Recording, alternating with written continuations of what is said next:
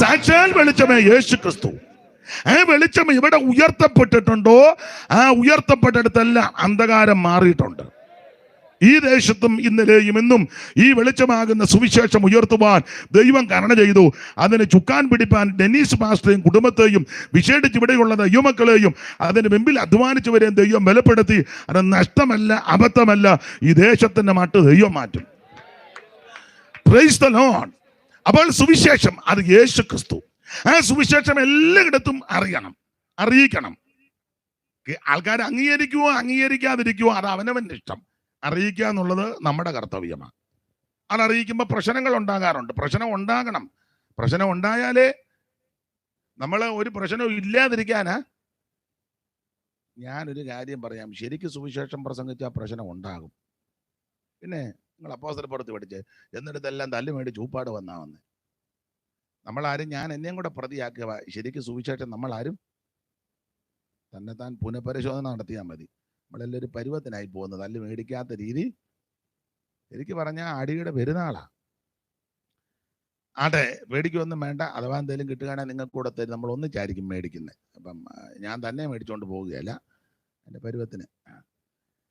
അപ്പൊ എന്തായാലും ഒരു കാര്യം പറയാം, സുവിശേഷം എവിടെയും ഉയർത്താം, എവിടെയും പറയാൻ കൊള്ളാവുന്ന ഒന്നാ സുവിശേഷം.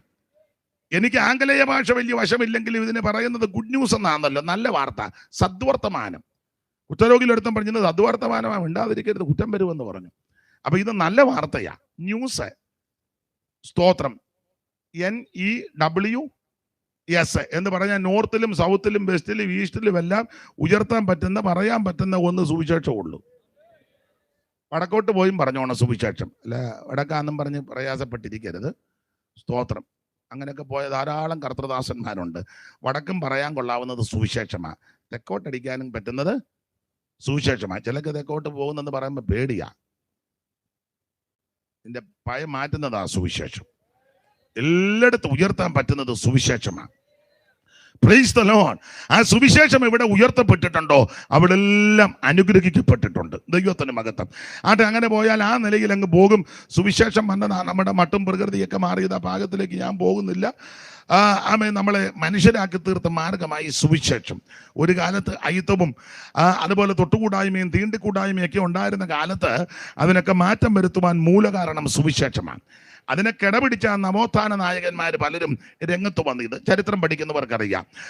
പഴയ ആൾക്കാർ ധാരാളം പേര് വന്നു. അതുപോലെ ശ്രീനാരായണ ഗുരു, അയ്യങ്കാളി, ഡോക്ടർ പൽപു, പിന്നത്തേത് വന്ന ആശാന്, കണ്ടൻകുമാരന്, അതുപോലെ തന്നെ നമ്മുടെ ധീവരസഭയുടെ പ്രധാനപ്പെട്ടയാള്, അങ്ങനെ അനേക പ്രിയപ്പെട്ടവർ. പൊയ്കയിൽ യോഹന്നാൻ ഉപദേശി, ഇപ്പം പിന്നെ അപ്പച്ചന, അപ്പം ആയിക്കോട്ടെ അദ്ദേഹം, അതുപോലെ തന്നെ വെള്ളിക്കര ചോതി, വൈകുണ്ഠസ്വാമികൾ, ഇങ്ങനെ ധാരാളം പ്രഗത്ഭരായ പ്രിയപ്പെട്ടവർ, നവോത്ഥാന നായകന്മാർ, അതെല്ലാം രംഗത്ത് വന്നത് സുവിശേഷത്തിൻ്റെ ചുവട് പിടിച്ച.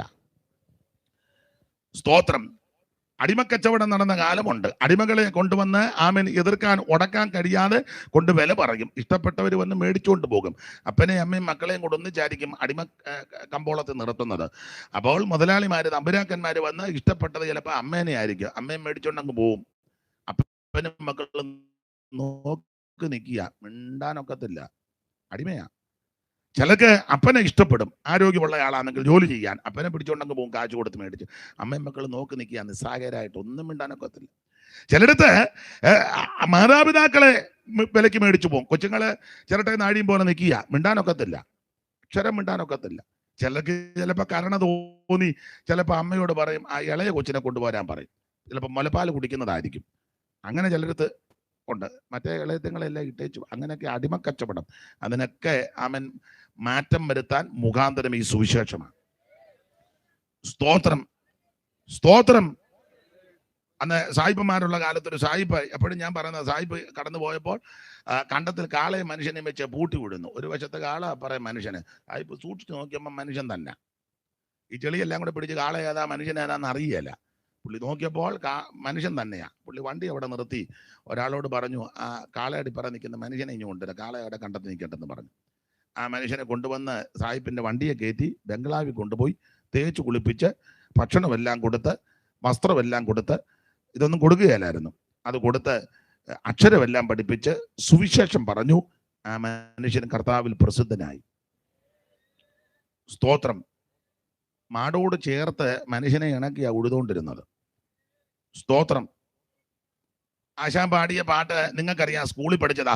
മറ്റുള്ളവർക്കായി ഉടാനും നടുവാനും കറ്റ കൊയ്യാനും മേദിക്കുവാനും, മറ്റുള്ളവർക്കായി ഉഴാനും നടുവാനും കറ്റ കൊയ്യാനും മേദിക്കുവാനും, പറ്റുമി കൂട്ടർ ഇരുകാലി മാടുകൾ മറ്റു കൃഷി പണി ചെയ്യുവാനും, പറ്റുമി കൂട്ടർ ഇരുകാലി മാടുകൾ മറ്റു കൃഷി പണി ചെയ്യുവാനും.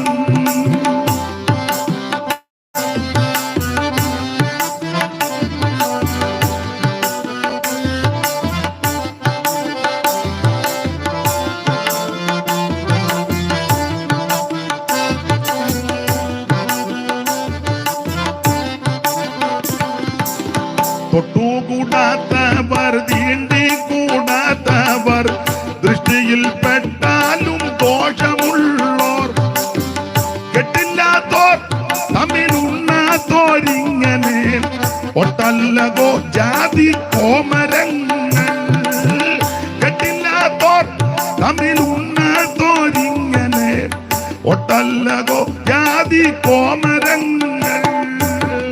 അപ്പൊ ജാതി കോമരങ്ങൾ കരുതുള്ളിയ കാലം, അയിത്തമുള്ള കാലം, തൊട്ടുകൂടായ്മയും തീണ്ടിക്കൂടായ്മയും. ആ ഭാഗത്തേക്കൊന്നും ഇന്ന് പോകുന്നില്ല. എന്നേക്കാൾ ആ കാര്യത്തിലൊക്കെ നന്നായിട്ട് അറിവുള്ളവരാ എന്നെ കേൾക്കുന്നത്. അപ്പോൾ ഇതിനെല്ലാം മാറ്റം വരുത്തിയ സുവിശേഷമാണ്.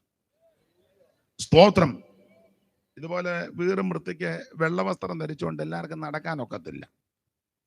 പൂർവ്വപിതാക്കന്മാർക്ക് ഒരു 3 തലമുറ പുറകോട്ട് പോയാൽ ഇതുപോലെ വെള്ളത്തുണി ഒന്നും ഉടുത്തോണ്ട് പഴയ ആൾക്കാർക്ക് നിങ്ങൾ തന്നെ ഇത് ഒക്കെയല്ല,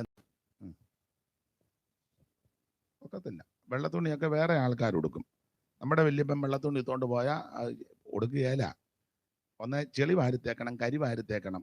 നല്ല തുണി എടുത്തുകൊണ്ട് നടക്കാൻ ഒക്കുകയില്ല. ഈ റോഡിൽ കൂടെ ഒന്നും ഒക്കത്തില്ല. അതിന് മാറ്റം വരുത്തിയത് സുവിശേഷം വന്നതുകൊണ്ടാണ്.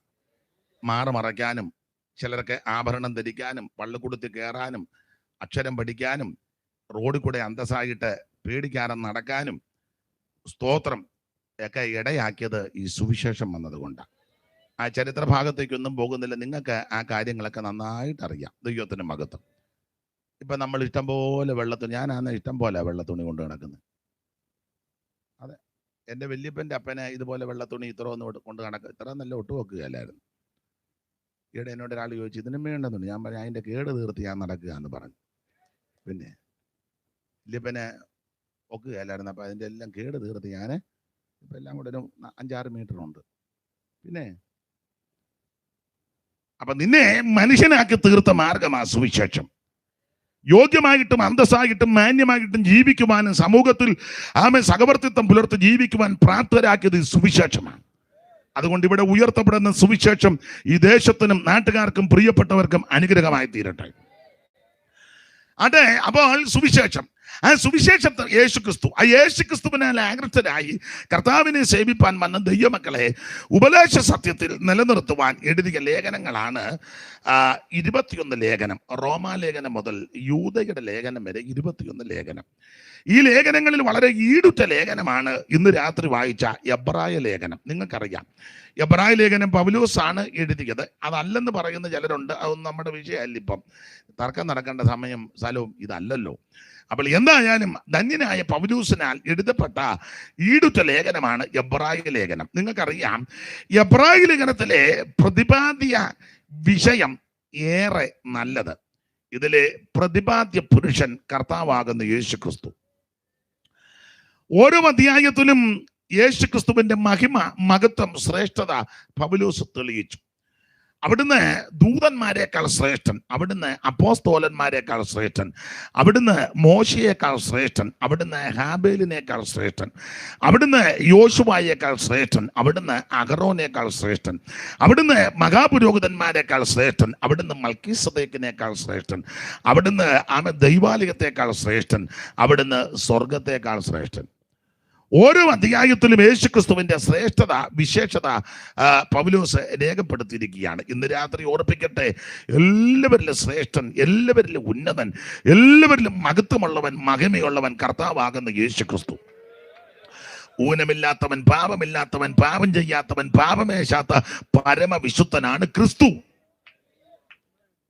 നിർദോഷൻ, നിർമ്മലൻ, പാപികളോട് നിർദോഷൻ, നിർമ്മലൻ, പാപികളോട് വേർപെട്ടു പാരിതിൽ പാർത്തിരുന്നവൻ, വേർപെട്ടു പാരിതിൽ പാർത്തിരുന്നവൻ, ദുഷ്ടരെ വിധിപ്പാൻ തൻ ശക്തരുമായി, ദുഷ്ടരെ വിധിപ്പാൻ തൻ ദൂതരുമായി, സിയോൻ കുമാരി നിൻ കാന്തൻ വേഗം വരുന്നീതാ, സിയോൻ കുമാരി നിൻ കാന്തൻ വേഗം വരുന്നീതാ. അപ്പൊ നിർദോഷൻ, നിർമ്മലൻ, പവിത്രൻ, പാപികളോട് വേർപെട്ടവൻ, അവിടുന്ന് സ്വർഗത്തെക്കാൾ വലിയവൻ. ആ വലിയവനാകുന്ന യേശുക്രിസ്തുവിനെയാണ് എബ്രായ ലേഖനത്തിൽ വെളിപ്പെടുത്തിയിരിക്കുന്നത്. ഓടിച്ചെന്ന് രണ്ട് കാര്യങ്ങൾ പറഞ്ഞ് എടുത്ത ഭാഗത്തേക്ക് വരണമല്ലോ. ഓർപ്പിച്ചല്ലോ, എബ്രായ ലേഖനത്തിലെ പ്രതിപാദ്യ വിഷയം ഏറെ നല്ലത്. അതെന്താന്ന് പറയാൻ കാരണം, എബ്രായ ക്രിസ്ത്യാനികളെ പറ്റി പഠിക്കുമ്പോൾ ഇവരിൽ സിംഹഭാഗം ആൾക്കാരും യഹൂദ മതം വിട്ട് ഈ നസ്രായ മാർഗത്തിലേക്ക് വന്നവരാ. യഹൂദനെ പറ്റി പഠിക്കുമ്പോൾ അറിയാം ജാതികൾ ശ്രേഷ്ഠന. അതുകൊണ്ടാണല്ലോ ആവർത്തന പുസ്തകവും പുറപ്പാട് പുസ്തകത്തിൽ ഇതുപോലെ ശ്രേഷ്ഠ ജാതി വേറെ ഏതുള്ളൂ, ഇതുപോലെ ശ്രേഷ്ഠ ജാതി, ദൈവം തിരഞ്ഞെടുത്തിരിക്കുന്ന ജാതി, അബ്രഹാം എന്ന വ്യക്തിയിൽ നിന്ന് ഈ ജാതി, ഈ സമൂഹം, ഈ ജനതകൾ മുൻപോട്ട് വരുന്നത്. അപ്പോൾ ഈ ജാതി ശ്രേഷ്ഠതയുള്ള ജാതി, അവരുടെ വിശേഷതയാണ് റോമാലേഖനം 9-ാം അധ്യായത്തിന്റെ 3-ാം വാക്യം. നമുക്കെല്ലാം അറിവുള്ള വാക്യം, ആ സന്ദർഭം വന്നുകൊണ്ട് വേണേ ഒന്നുകൂടെ ഒന്ന് വായിച്ചേക്കാം. അറിയാത്ത ആരെങ്കിലും ദൂരത്തിരുന്നോ ഇവിടെ ഇരുന്നോ കേൾക്കുന്നെങ്കിൽ ഇതൊക്കെ വേദപുസ്തകത്തിലെ കാര്യമാണെന്ന് അവരോടൊന്ന് അറിയുന്നത് മനസ്സിലാക്കാം. നിങ്ങൾക്കെല്ലാം അറിയാം, അതെനിക്കും അറിയാം. എങ്കിലും അറിയാത്തവരുടെ അറിവിനൊന്ന് വായിച്ചോ. 9-ാം അധ്യായത്തിന്റെ 2 മുതൽ വായിച്ചോ. കർത്താവിന്റെ ദാസനെ, എനിക്ക് വലിയ ദുഃഖവും ഹൃദയത്തിൽ ഇടവിടാതെ നോവുമുണ്ട് എന്ന് എന്റെ മനസാക്ഷി എനിക്ക് പരിശുദ്ധാത്മാവിനാൽ സാക്ഷിയായിരിക്കുന്നു. ഇനി 3-ാം വാക്യം വായിച്ചോ. അവര് ജഡപ്രകാരം എന്റെ ചാർച്ചക്കാരായ എന്റെ സഹോദരന്മാർക്ക് വേണ്ടി ഞാൻ തന്നെ ക്രിസ്തുവിനോട് വേർപെട്ട് ശാപഗ്രസ്തനാകുവാൻ ഞാൻ ആഗ്രഹിക്കുമായിരുന്നു. അടുത്ത പദങ്ങൾ അറിവുള്ള വാക്യമാ. അവർ ഇസ്രായേലിയർ, ഇസ്രായേലിയർ ഏതാ? എബ്രായ ജനത്തിന്റെ കാര്യമാ, യഹൂദജാതികളുടെ കാര്യമാ. ശ്രേഷ്ഠതയുള്ള ദൈവത്താൽ തെരഞ്ഞെടുക്കപ്പെട്ട അബ്രഹാമിന്റെ സന്തതി പരമ്പരകളെ പറ്റി പറയുക. അവര് ഇസ്രായേലിയർ. പിന്നെ പുത്രത്വവും തേജസ്സും നിയമങ്ങളും ന്യായപ്രമാണവും ആരാധനയും വാഗ്ദത്തങ്ങളും അവർക്കുള്ളവ. ഇതെല്ലാം അവത്തുങ്ങൾക്കുള്ളതാ. പുത്രത്വവും ന്യായപ്രമാണവും വാഗ്ദത്വവും ആരാധനയും നിയമവും മുഴുവൻ അവർക്ക് പറഞ്ഞിരിക്കുന്നതാ. പിന്നെ പിതാക്കന്മാരും അവർക്കുള്ളവർ തന്നെ. പിതാക്കന്മാരും അവർക്ക് എന്ന് പറഞ്ഞാൽ അബ്രഹാം, ഇസഹാക്ക്, യാക്കോബ്, പിതാക്കന്മാരുടെ പേര് ചൊല്ലി പ്രാർത്ഥിക്കുന്നത് അവരാ. അവര് പ്രാർത്ഥിച്ചാലേ ഒക്കുള്ളൂ. നമ്മൾ ഞങ്ങളുടെ പിതാക്കന്മാരുടെ ദൈവമേ നിന്നും കയറി പ്രാർത്ഥിക്കരുത്. അങ്ങനെ പ്രാർത്ഥിച്ചാൽ പല ആൾക്കാർ വരും, ഉണർവ് കയറി ഞങ്ങളുടെ പിതാക്കന്മാരുടെ ദൈവമേ. അപ്പോൾ ഒത്തിരി പേര് വന്നേക്കും, ജോർജ് കുട്ടി എന്തിനാ വിളിച്ച് എന്തിനാന്ന് ചോദിക്കും. പിന്നെ അത് അഴിക്കാനും ശാസിക്കാനും ഓടിക്കാനും വേറെ ആളിനെ നമ്മൾ ഇറക്കിയും വേണം. അതുകൊണ്ട് മെനക്കേട് ഒപ്പിച്ചു വെക്കരുത്. ഉണർവ് കയറി ഞങ്ങളുടെ പിതാക്കന്മാരുടെ വിറപ്പിച്ചൊന്നും പ്രാർത്ഥിക്കരുത്. അങ്ങനെ പ്രാർത്ഥിച്ചാൽ പല കക്ഷികൾ വന്ന് നിൽക്കും. വിശേഷിച്ച് പുള്ളിയൊക്കെ വന്ന് നിൽക്കും ഇടത്തുവാ സൈഡിൽ നിന്ന്. പുള്ളിയൊക്കെ എന്തിനാ ജോർജ് കുട്ടി വിളിച്ച എന്തിനാന്ന് ചോദിക്കും. പിന്നെ പുള്ളിയെ വിടണം, കുതിരയുടെ പുറകെ പോകണം. സ്തോത്രം. അതുകൊണ്ട് പ്രാർത്ഥിക്കും, എങ്ങനെ അങ്ങ് പ്രാർത്ഥിച്ചാൽ മതി. എൻ്റെ ദൈവമേന്ന്. നമ്മളും ദൈവമായിട്ടാ ബന്ധം. സ്തോത്രം. രക്ഷ വ്യക്തിപരമാണ്. അവനവൻ രക്ഷിക്കപ്പെടണം. ഓരോരുത്തർ യേശുവിനെ രക്ഷിതാവായി സ്വീകരിക്കണം. എന്നാൽ ഇസ്രായേൽ മക്കൾക്ക് പ്രാർത്ഥിക്കാം പിതാക്കന്മാരുടെ ദൈവമേ. അബ്രഹാം മുതല് അവരുടെ പിതാക്കന്മാരാ. അബ്രഹാം, ഇസഹാക്ക്, യാക്കോബ്, അതാ പിതാക്കന്മാരും അവർക്കുള്ളത്. അടുത്ത വാക്യം. പ്രകാരം ക്രിസ്തുവും അവരിൽ നിന്നല്ലോ ജഡപ്രകാരം ക്രിസ്തുവും അവരിൽ നിന്നല്ലോ ഉത്ഭവിച്ചത്. പിന്നെ അവൻ സർവത്തിനും മീതെ ദൈവമായി എന്നേക്കും വാഴ്ത്തപ്പെട്ടവൻ. അപ്പോൾ ഈ പറയപ്പെട്ട ഗുണഗണങ്ങളും വിശേഷതകളെല്ലാം എബ്രായ ജാതിക്ക് യഹൂദ ജാതിക്ക. അപ്പോൾ അവര് ജാതിയിൽ ശ്രേഷ്ഠരാ. മാത്രമല്ല ഇവരെ എല്ലാം കൊണ്ടും മുന്തിയ ആൾക്കാരാ. അവരെ കണ്ടാൽ അറിയാം. അവരുടെ ആ പോക്കും രീതിയും ഇടപാടും സംസാരവും സമീപനവും ഒക്കെ കേൾക്കുകയും കാണുകയും ചെയ്യുമ്പം പിന്നെ അറിയാം. അതിൽ ഞാൻ സഹോദരി പറഞ്ഞത് നിന്റെ ഉച്ചാരണം കേട്ടിട്ട് പിന്നെ നിന്റെ ഉച്ചാരണം കേൾക്കുമ്പോൾ നമുക്ക് പെന്തിക്കോസുകാർക്ക് ചില ശൈലിയുണ്ട്. പകൽക്കാലം രാത്രികാലം വരുവാൻ തക്കണ ഇടയിൽ വരും അളവിൽ അത് നമ്മുടെ ഉച്ചാരണമാണ്. ഹല്ലേലൂയ അങ്ങനെ ഹല്ലേലൂയ എന്ന് പറഞ്ഞാൽ മതി, പറയുകയല്ല. അത് നമ്മുടെ ഉച്ചാരണമാണ്. ഇന്ന് രാത്രി എന്ന് പറഞ്ഞാൽ പോരെ, പെട്ടെന്ന് പറയുകയും ചെയ്യാം. നമ്മുടെ ഉച്ചാരണങ്ങളായത് വേറെ ആർക്കും അത് പിടികിട്ടത്തുമില്ല. അത് നമുക്ക് പറഞ്ഞില്ലെങ്കിൽ വിഷമവുമാണ്.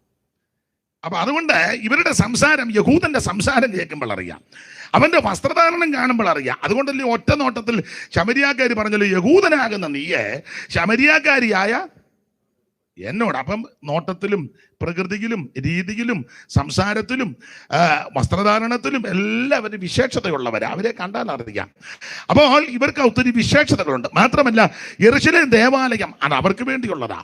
ശലോമോന്റെ കാലത്തത് അതിഗംഭീരമായി പണിതു. ഈ ദൈവാലയത്തെ പറ്റി അവർക്ക് വളരെ ഡെമ്പുമൊക്കെ ഉള്ളവരായിരുന്നു. ആ ഭാഗത്തേക്കൊന്നും പോകുന്നില്ല. 3 ഭാഗമായിട്ട് പണിതിരിക്കുന്ന ദൈവാലയം.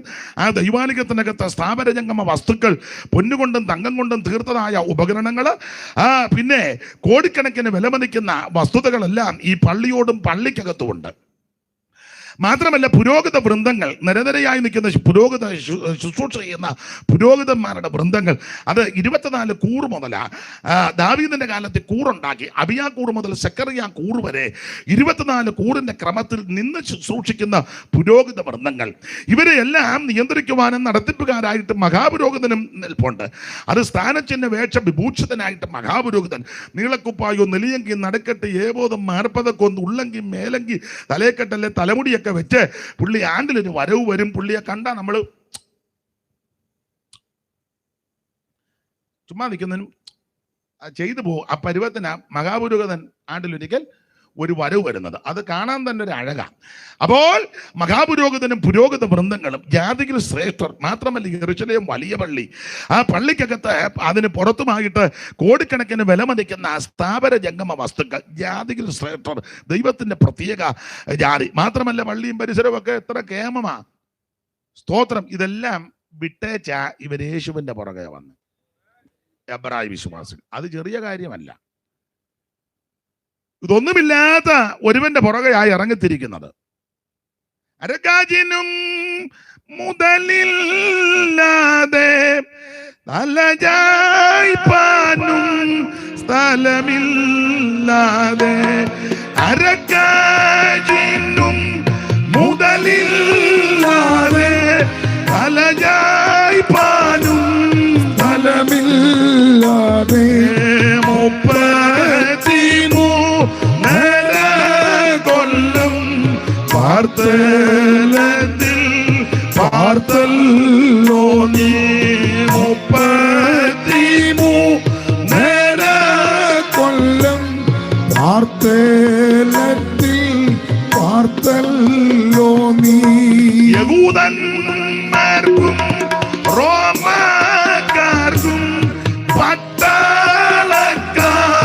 അല്ലാതോർക്കും, യഹൂദന്മാർക്കും റോമാക്കാർക്കും പട്ടാളക്കാർ അല്ലാതോർക്കും ഇഷ്ടം പോലെ എന്തും ചെയ്യുവാൻ കുഞ്ഞാടുപോൽ നിന്നല്ലോ നീ.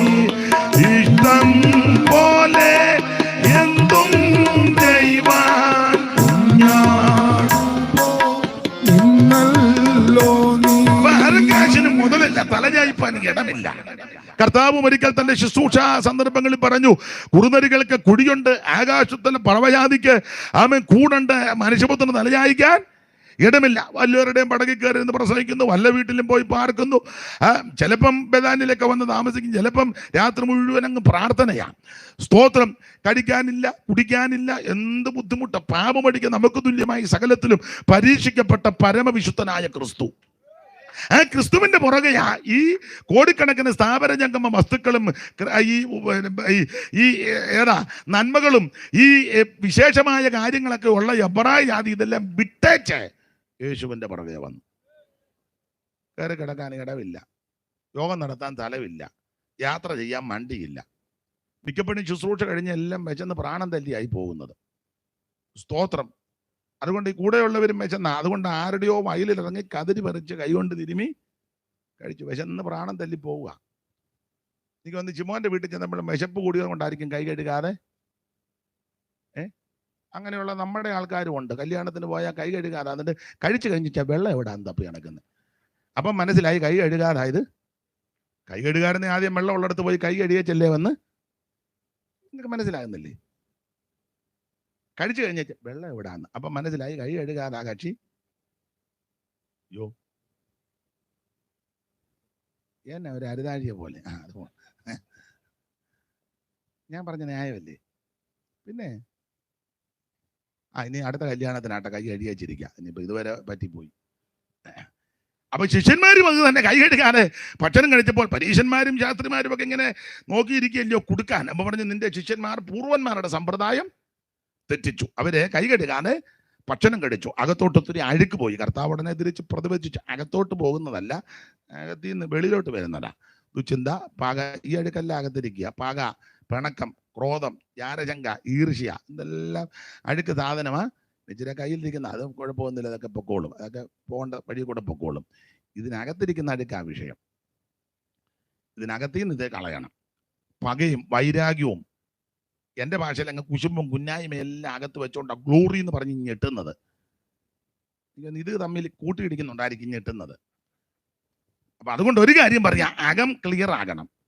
ദൈവം ഇസ്രായേലിന് നിർമ്മല ഹൃദയമുള്ളവർക്ക് നല്ലവനാകുന്നു നിശ്ചയം. നമ്മുടെ ഹൃദയം നല്ലതാകണം. നിർമ്മല ഹൃദയന്മാർക്കൻ ദൈവം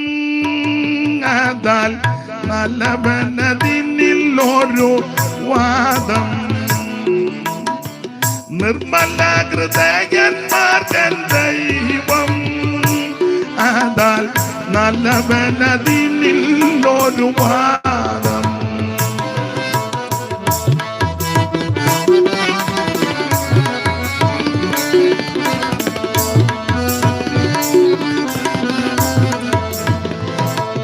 എന്നാൽ ദുർമതികൾ മുഖികളായി ബഹുമതിലിടറിയുള്ളം തിരതുല്യം. എന്നാൽ ദുർമതികൾ മുഖികളായി ബഹുമതിലിടറിയുള്ളം തിരതുല്യം. അപ്പൊ ശ്രദ്ധിക്കുക, നമ്മുടെ ഹൃദയം നന്നാകണം. അപ്പൊ ഇതിനകത്ത് ഇതെല്ലാം അകത്ത് വെച്ചുകൊണ്ടിരിക്കുക. ദൈവത്തിന്റെ മഹത്വം. ദൈവം ഹൃദയങ്ങളെ നോക്കുന്നവനാ. നമ്മുടെ കർത്താവ് തന്നെ ഉപദേശം പഠിപ്പിച്ചത്, ഹൃദയശുദ്ധിയുള്ളവർ അവരാ ദൈവത്തെ കാണുന്നത്. ദൈവത്തെ കണ്ടെന്ന് പറഞ്ഞ് സ്വന്തം സഹോദരനോട് പോലും മിണ്ടുകയല്ല. നീ ദൈവത്തെ അല്ല കണ്ടത്, ആരെയാന്ന് ഞാനിപ്പോ പറയുന്നില്ല. ദൈവത്തെ കാണുന്ന സഹോദരനെ ആദ്യം സ്നേഹിക്കണ്ടേ? കാണുന്ന സഹോദരനെ കാണുമ്പോൾ തെക്കോട്ട് വെട്ടിച്ച് നടക്കുക. അതാ അങ്ങനത്തെ ഹല്ലേലിയാ വേണ്ടത്. ഈ ടൈപ്പ് ഹല്ലേലിയ വേണം. പോകരുതേ, യോഗം കഴിഞ്ഞേ പോകാവുള്ളൂ. എനിക്കൊരു സഹായത്തിന് വിരമിക്കാറും പറയുമെന്ന് എനിക്ക് തോന്നുന്നില്ല. അപ്പൊ ചുരുക്കി പറഞ്ഞാൽ ദൈവ സ്നേഹമാ. നമ്മുടെ ഹൃദയത്തിനകം ശുദ്ധീകരിക്കപ്പെടണം. ഹൃദയത്തിൽ ആ ദൈവം വസിക്കുന്നത്, ദൈവത്തിന്റെ മഹത്വം. ആ ഭാഗം അവിടെ അങ്ങ് നിർത്തുക. അപ്പോൾ എബ്രായ ജാതി, എബ്രായ ജനം, ഈ യഹൂദ ജനം ഇതെല്ലാം വിട്ടേച്ച് ഈ സ്ഥാപന ജംഗമ വസ്തുക്കൾ കോടിക്കണക്കിന് ആ പുരോഹിതന്മാരെ കണ്ടാൽ തന്നെ നമ്മൾ അന്തം വിട്ടും. അതുപോലെ നിപ്പും ആ പടുതിയും ആ കെട്ടും വെടിയും കൊടയും വടിയും പുകയും വരുന്ന വരവ് തന്നെ. നാളെ ഒരാൾ ചോദിച്ചു, നിങ്ങളുടെ ഉപദേശിമാരെ കണ്ട എന്നാത്തിന് കൊള്ളാന്ന്. ഞാൻ ചോദിച്ചാൽ ഒന്നും അങ്ങാട്ട് ഇന്നൊരു പാൻറ്റും കിട്ടും, ഒരു ഷർട്ട് കിട്ടിയും ചെയ്ത് ബെൽറ്റ് പോയിട്ടുണ്ട് ഇങ്ങനെ വരും കാണാന്ന്. അപ്പോൾ ഞങ്ങളുടെ പുള്ളിക്കാരെ കണ്ടാൽ തന്നെ നമ്മൾ വരവ് കാണുമ്പോൾ വരുന്നതൊക്കെ കണ്ടിട്ടില്ലേ? കണ്ടാൽ തന്നെ ഒരു പ്രത്യേകതയാണ്. പിന്നെ നമ്മുടെ വരവ് കണ്ടു കഴിയുമ്പോൾ കോഴിക്കാരൻ വരുന്നത് പോലെ കോഴിയെ പിടിക്കാൻ വരും, യോഗത്തിന് വരുന്നു. അപ്പൊ ചുരുക്കി പറഞ്ഞാൽ അവർ ചോദിക്കുക എന്തോന്നിന് കൊള്ളാന്ന്, കാണാൻ പോലും. ഞാൻ പിന്നെ അവനോട് വചനം ശുശ്രൂഷിച്ചു, പക്ഷേ കാണാനൊന്നും കൊള്ളത്തില്ലെങ്കിലും കാണാൻ നല്ല നെടുപ്പമുള്ളവനായിരുന്നു ഗോലിയാത്ത്. 6 മുഴം 1 ചാൺ നെടുപ്പു, ഇല്ലയോ? 17:4 വായിച്ചു. പിന്നെ നമുക്ക് അറിവുള്ള വാക്യമല്ലേ, വായിച്ചു 17:4 മുതൽ. ശൗമേലിന്റെ 1-ാം പുസ്തകം 17-ാം അധ്യായത്തിന്റെ 4 മുതൽ താഴോട്ട്. അപ്പോൾ ഫിലിസ്ത്യരുടെ പാളയത്തിൽ നിന്ന് ഗത്തിനായ ഗോലിയാത്ത് എന്നൊരു മല്ലൻ പുറപ്പെട്ടു വന്നവൻ 6 മുഴം 1 ചാൺ നെടുപ്പു, അവന്റെ തലയിൽ വലിയ താമര ശിരസ്ത്രവും 5000 ശെക്കൽ തൂക്കമുള്ള താമര കവചം ധരിച്ച്, അവന് കാൽച്ചട്ടയും ചുമലിൽ താമര കൊണ്ടൊരു വേലും, അവന്റെ കുന്തത്തിന്റെ തണ്ട് നെയ്ത്തുകാരന്റെ പടപ്പുതിരി പോലെ, കുന്തത്തിന്റെ അലക് 600 ശെക്കൽ ഇരുമ്പ്. ഒരു പരിചക്കാരൻ അവന്റെ മുമ്പിലുണ്ടെന്ന ദൈവദാസൻ വായിച്ചു. 4 മുതൽ വായിച്ചു. ഞാനിപ്പോ ഇച്ച വെള്ളം കൂടെ കുടിക്കാം. അപ്പോൾ ഫിലിസ്ത്യരുടെ പാളയത്തിൽ നിന്ന് ഗദ്യനായ ഗോലിയാത്ത് ഒരു മല്ലൻ പുറപ്പെട്ട് അവൻ 6 മുഴവും 1 ചാണും നെടുപ്പവുമുള്ളവൻ. നല്ല നെടുപ്പം, അല്ല ഞൊട്ടച്ചാൻ നീളമൊന്നുമല്ല, നല്ല നെടുപ്പുവാ. 6 മുഴം. എബ്രായ അടിക്കണക്കാ, നമ്മുടെ അടിക്കണക്കല്ല. നമ്മുടെ അടിക്കണക്ക് വെച്ച് നോക്കുമ്പോൾ 9 അടിക്ക് മേളിൽ വരുന്ന നെടുപ്പമുള്ളൊരുത്തൻ. അത്ര നല്ല നെടുപ്പുവാ. പിന്നെ അടുത്തത്, അവന് തലയിൽ ഒരു താമ്ര ശിരസ്ത്രം തലയിലും ഒക്കെ ഉണ്ട്. നമ്മുടെ തലയിലെ മുടിയല്ലാതെ വേറൊന്നും ഇല്ല. മറ്റേ തലയിലൊക്കെ എന്തെല്ലാം സാധനങ്ങളാ. പിന്നെ ഈയിടെ കണ്ടായിരുന്ന പേപ്പറിൽ തലയില എല്ലാ തലയിലും ഇരിക്കുക. പിന്നെ തലയില് അത്യാവശ്യം മൊത്തം ഇരുന്ന് നോക്കുക. തലയിലൊക്കെ ഒത്തിരി ഉണ്ടെന്ന്. പിന്നെ തലയിൽ താമര ശിരസ്ത്രം. പിന്നെ അവൻ 5000 ശേക്കൽ തൂക്കമുള്ള ഒരു താമ്ര കവചം ധരിച്ചിരുന്നു. ഇട്ടിരിക്കുന്നതാന്ന് അതിലും വില കൂടിയതാ. അതൊന്നും ഇവിടെ കിട്ടത്തില്ല. വേറെ ആർക്കോട്ട് ഇടാനും ഒക്കുകയല്ല. ഇട്ടാ ഒക്കുകയില്ല, ഇടിയുകയില്ല. അതാ. പിന്നെ അടുത്തത്, അവന് താമ്രം കൊണ്ട കാൽച്ചട്ടയും. പിന്നെ കാൽച്ചട്ട, അത് താമ്രം കൊണ്ടുള്ളത്. പിന്നെ ചുമലിൽ താമ്രം കൊണ്ടുള്ള ഒരു വേലും ഉണ്ടായിരുന്നു. പിന്നെ അവന്റെ കുന്തത്തിന്റെ തണ്ട് നെയ്ത്തുകാരന്റെ പടപ്പുതടി പോലെയായിരുന്നു. കുന്തത്തിന്റെ അലക് 600 ശേക്കൽ ഇരുമ്പ്. അതെല്ലാം വായിക്കാൻ നേരമില്ല. അപ്പോൾ നല്ല നെടുപ്പമുള്ള ഒരുത്തൻ. അത് വെച്ചോ ഞാൻ പറഞ്ഞത്, ഇങ്ങനെ ആൾക്കാരെ എന്നാത്തിന് കൊള്ളാം, കാണാൻ പോലും. പക്ഷെ ഒരു കാര്യമുണ്ട്, ഇവന് നെടുപ്പത്തിൽ ഇങ്ങനെ നിൽക്കുക. കാൽച്ചട്ടയും ചുമലും വേലും കുന്തവും ഒക്കെ ഉണ്ട്. പക്ഷേ സ്തോത്രം, കാണാൻ വലിയ നെടുപ്പമൊന്നുമില്ലെങ്കിലും സുനേത്രനും പവിഴനിറമുള്ളവനും കിന്നരവായനയും നിപുണനായ ഒരു പയ്യൻ വന്നു. ആള് നീളക്കുറവൊക്കെയാ, ഇല്ല മറ്റേ പുള്ളിയുടെ അത്ര നീളമില്ല, ഇതുപോലെ വെച്ചുകെട്ടൊന്നും അധികമില്ല. ഈ പയ്യന്റെ കയ്യിലുള്ളത് ആകെ ഒരു 5 കല്ല്. അതിങ്ങോട്ട് വന്നപ്പോൾ തോട്ടിൽ നിന്ന് എടുത്തത് ഒരു 5 കല്ല്, പിന്നെ ഒരു സഞ്ചി, പിന്നെ ഒരു കവണ, പിന്നെ ഒരു വടി.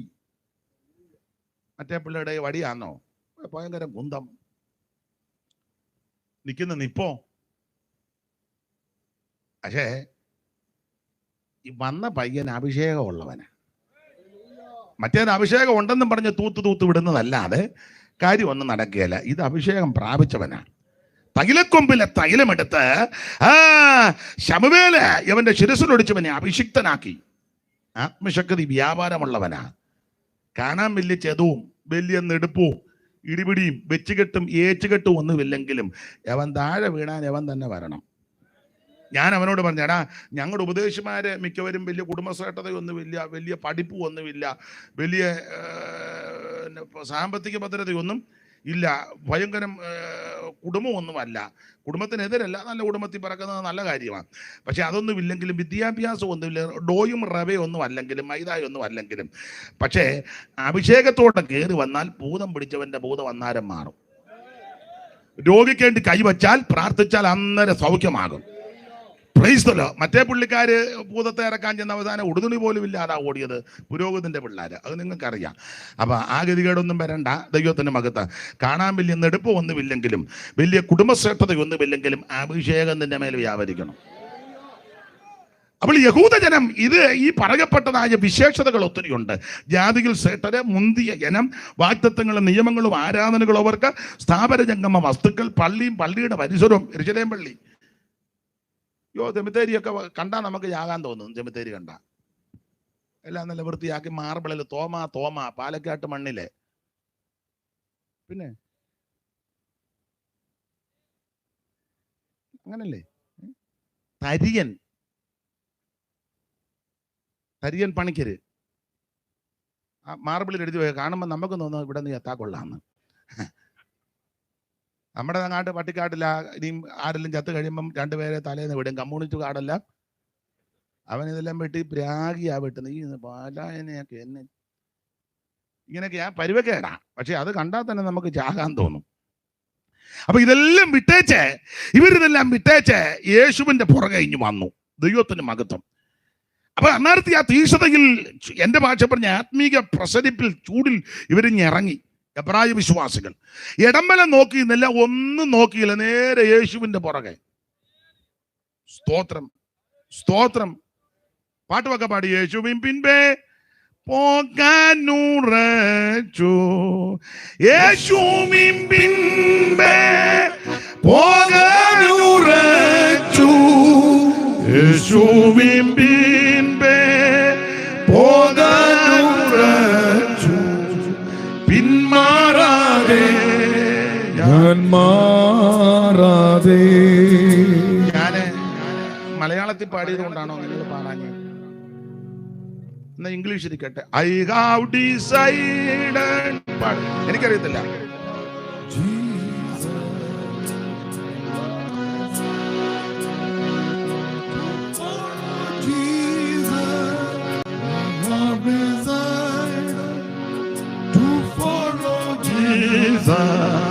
No turning back, no turning back, no turning back, no turning back. അപ്പൊ ഇടയ്ക്കിടയ്ക്ക് ഇംഗ്ലീഷും പാടണം, നോക്കട്ടെ. അപ്പൊ ശ്രദ്ധിക്കുക, ഇവര് ഇടംബലം നോക്കാതെ, ഒന്നും നോക്കാതെ യേശുവിന്റെ പുറകെ ഇറങ്ങി എബ്രായ വിശ്വാസികൾ. അങ്ങനെ ഇവർ യേശുവിനെ ആരാധിച്ചും സേവിച്ചും സ്നേഹിച്ചും മുമ്പോട്ട് വന്നു. എന്നാൽ കാലങ്ങൾ കുറെ കഴിഞ്ഞപ്പോൾ ഇവർക്ക് തോന്നി, ഇറങ്ങി തിരിച്ചത്, പുറപ്പെട്ടു വന്നത്, ഈ മാർഗത്തിൽ വന്നത് അബദ്ധമായോ എന്നൊരു ചിന്ത അകത്ത് കയറി. അകത്ത് ചിന്ത കയറിയപ്പോൾ ഇവർക്ക് ക്ഷീണം, വിശ്വാസത്തിൽ ക്ഷീണം. ഇവർ വിശ്വാസത്തിൽ, ഈ ഉപദേശത്തിൽ, ഈ വിശ്വാസത്തിൽ ഇവർ ക്ഷീണിച്ചെന്ന് സാധാരണ രണ്ട് വാക്യത്തിലാണ് തെളിയിക്കുന്നത്. എപ്പോഴും ഞാൻ പറയാനുള്ള ഭാഗമാ, എന്നാലും ഒന്ന് വായിച്ചു, അറിവുള്ള വാക്യമാ. 6:12, 12:12 ഇവര് ക്ഷീണിച്ചു. അതിന് രണ്ട് വാക്യമാ തെളിവ്. അങ്ങനെ നിങ്ങൾ മന്ദതയുള്ളവരാകാം. അപ്പൊ ക്ഷീണിച്ചതിന് തെളിവാ. ഇപ്പൊ മന്ദത, ആ കയ്യടി ഇരിപ്പും ഒക്കെ കാണുമ്പോൾ ഒരു ചെറിയ മന്ദതയാ.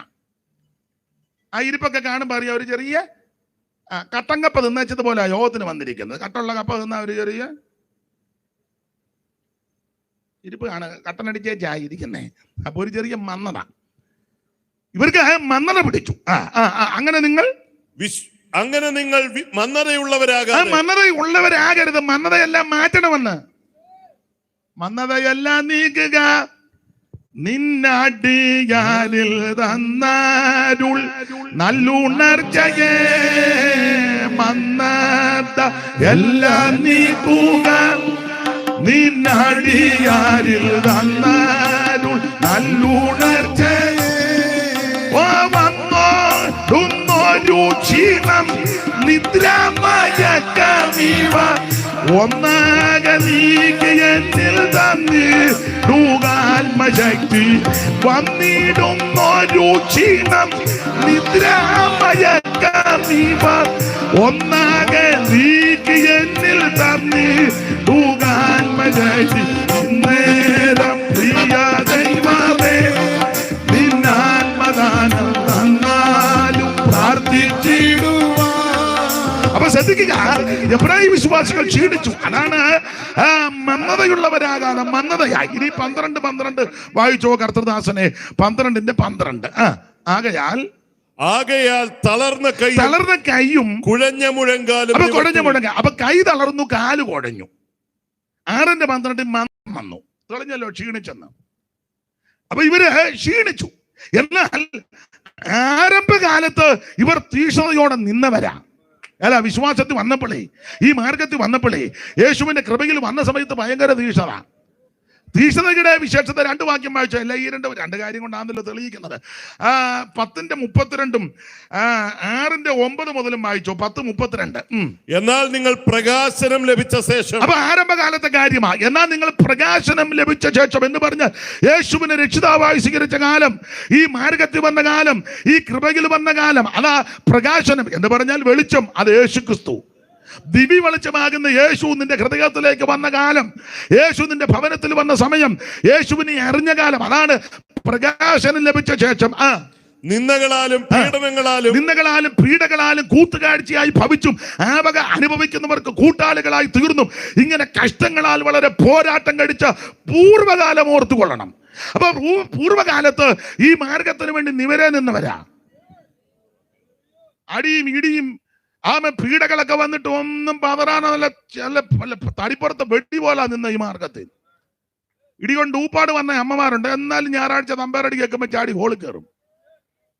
ശനിയാഴ്ച വെള്ളിയാഴ്ചക്ക് നല്ല കുമ്മെന്ന അച്ചായം പിടിച്ച് ഇടിച്ചത്. പെന്തിക്കോസി പോടി മുടിക്കുത്തിന് പിടിച്ച് ഇടിക്കുകയും ഭിത്തിക്കിട്ട് ഇടിക്കുകയും. ഞങ്ങളുടെ ഒരു കൊച്ചമ്മ ഉണ്ടായിരുന്നു. കൊച്ചമ്മ ഞായറാഴ്ച എന്നോട് പറഞ്ഞു, എനിക്ക് തമ്പേറടി കേട്ട് കഴിഞ്ഞാൽ പിന്നെ വീട്ടിൽ ഇരിക്കാനൊക്കെ അല്ലെന്ന് പറഞ്ഞു.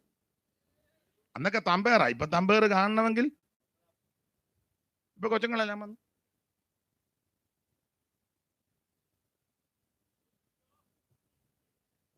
തമ്പേറടിക്കുമ്പം ചാടിഞ്ഞ് വരിക. ഇടിച്ച അച്ചായൻ ഈ മാർഗത്തിൽ വന്നു. കൊച്ചമ്മ പിന്മാറിയില്ല. അതാ പെന്തിക്കോസ്. നിന്ന പീഡ കൂത്തുകാഴ്ചയായി എന്തെല്ലാം ആക്ഷേപം, പരിഹാസം. ഇപ്പോഴും അങ്ങനെ ചിലരൊക്കെ അനുഭവിക്കുന്നവരുണ്ട്. നിന്ദിക്കും, കാതും കടുത്തും എല്ലാം പടച്ച് നടക്കുക. പിന്നെ വേറെ ഭാഷകളാ പറയാം. ഒന്നും പൊതുവിൽ ഇപ്പൊ പറയാൻ ഒക്കത്തില്ല. പൊതുവിൽ ഇപ്പൊ പലതും പറയാനൊക്കത്തില്ല. എന്നാലും ഞാൻ ചിലതൊക്കെ പറയും. സ്തോത്രം. എന്തെല്ലാം പ്രശ്നങ്ങളാ.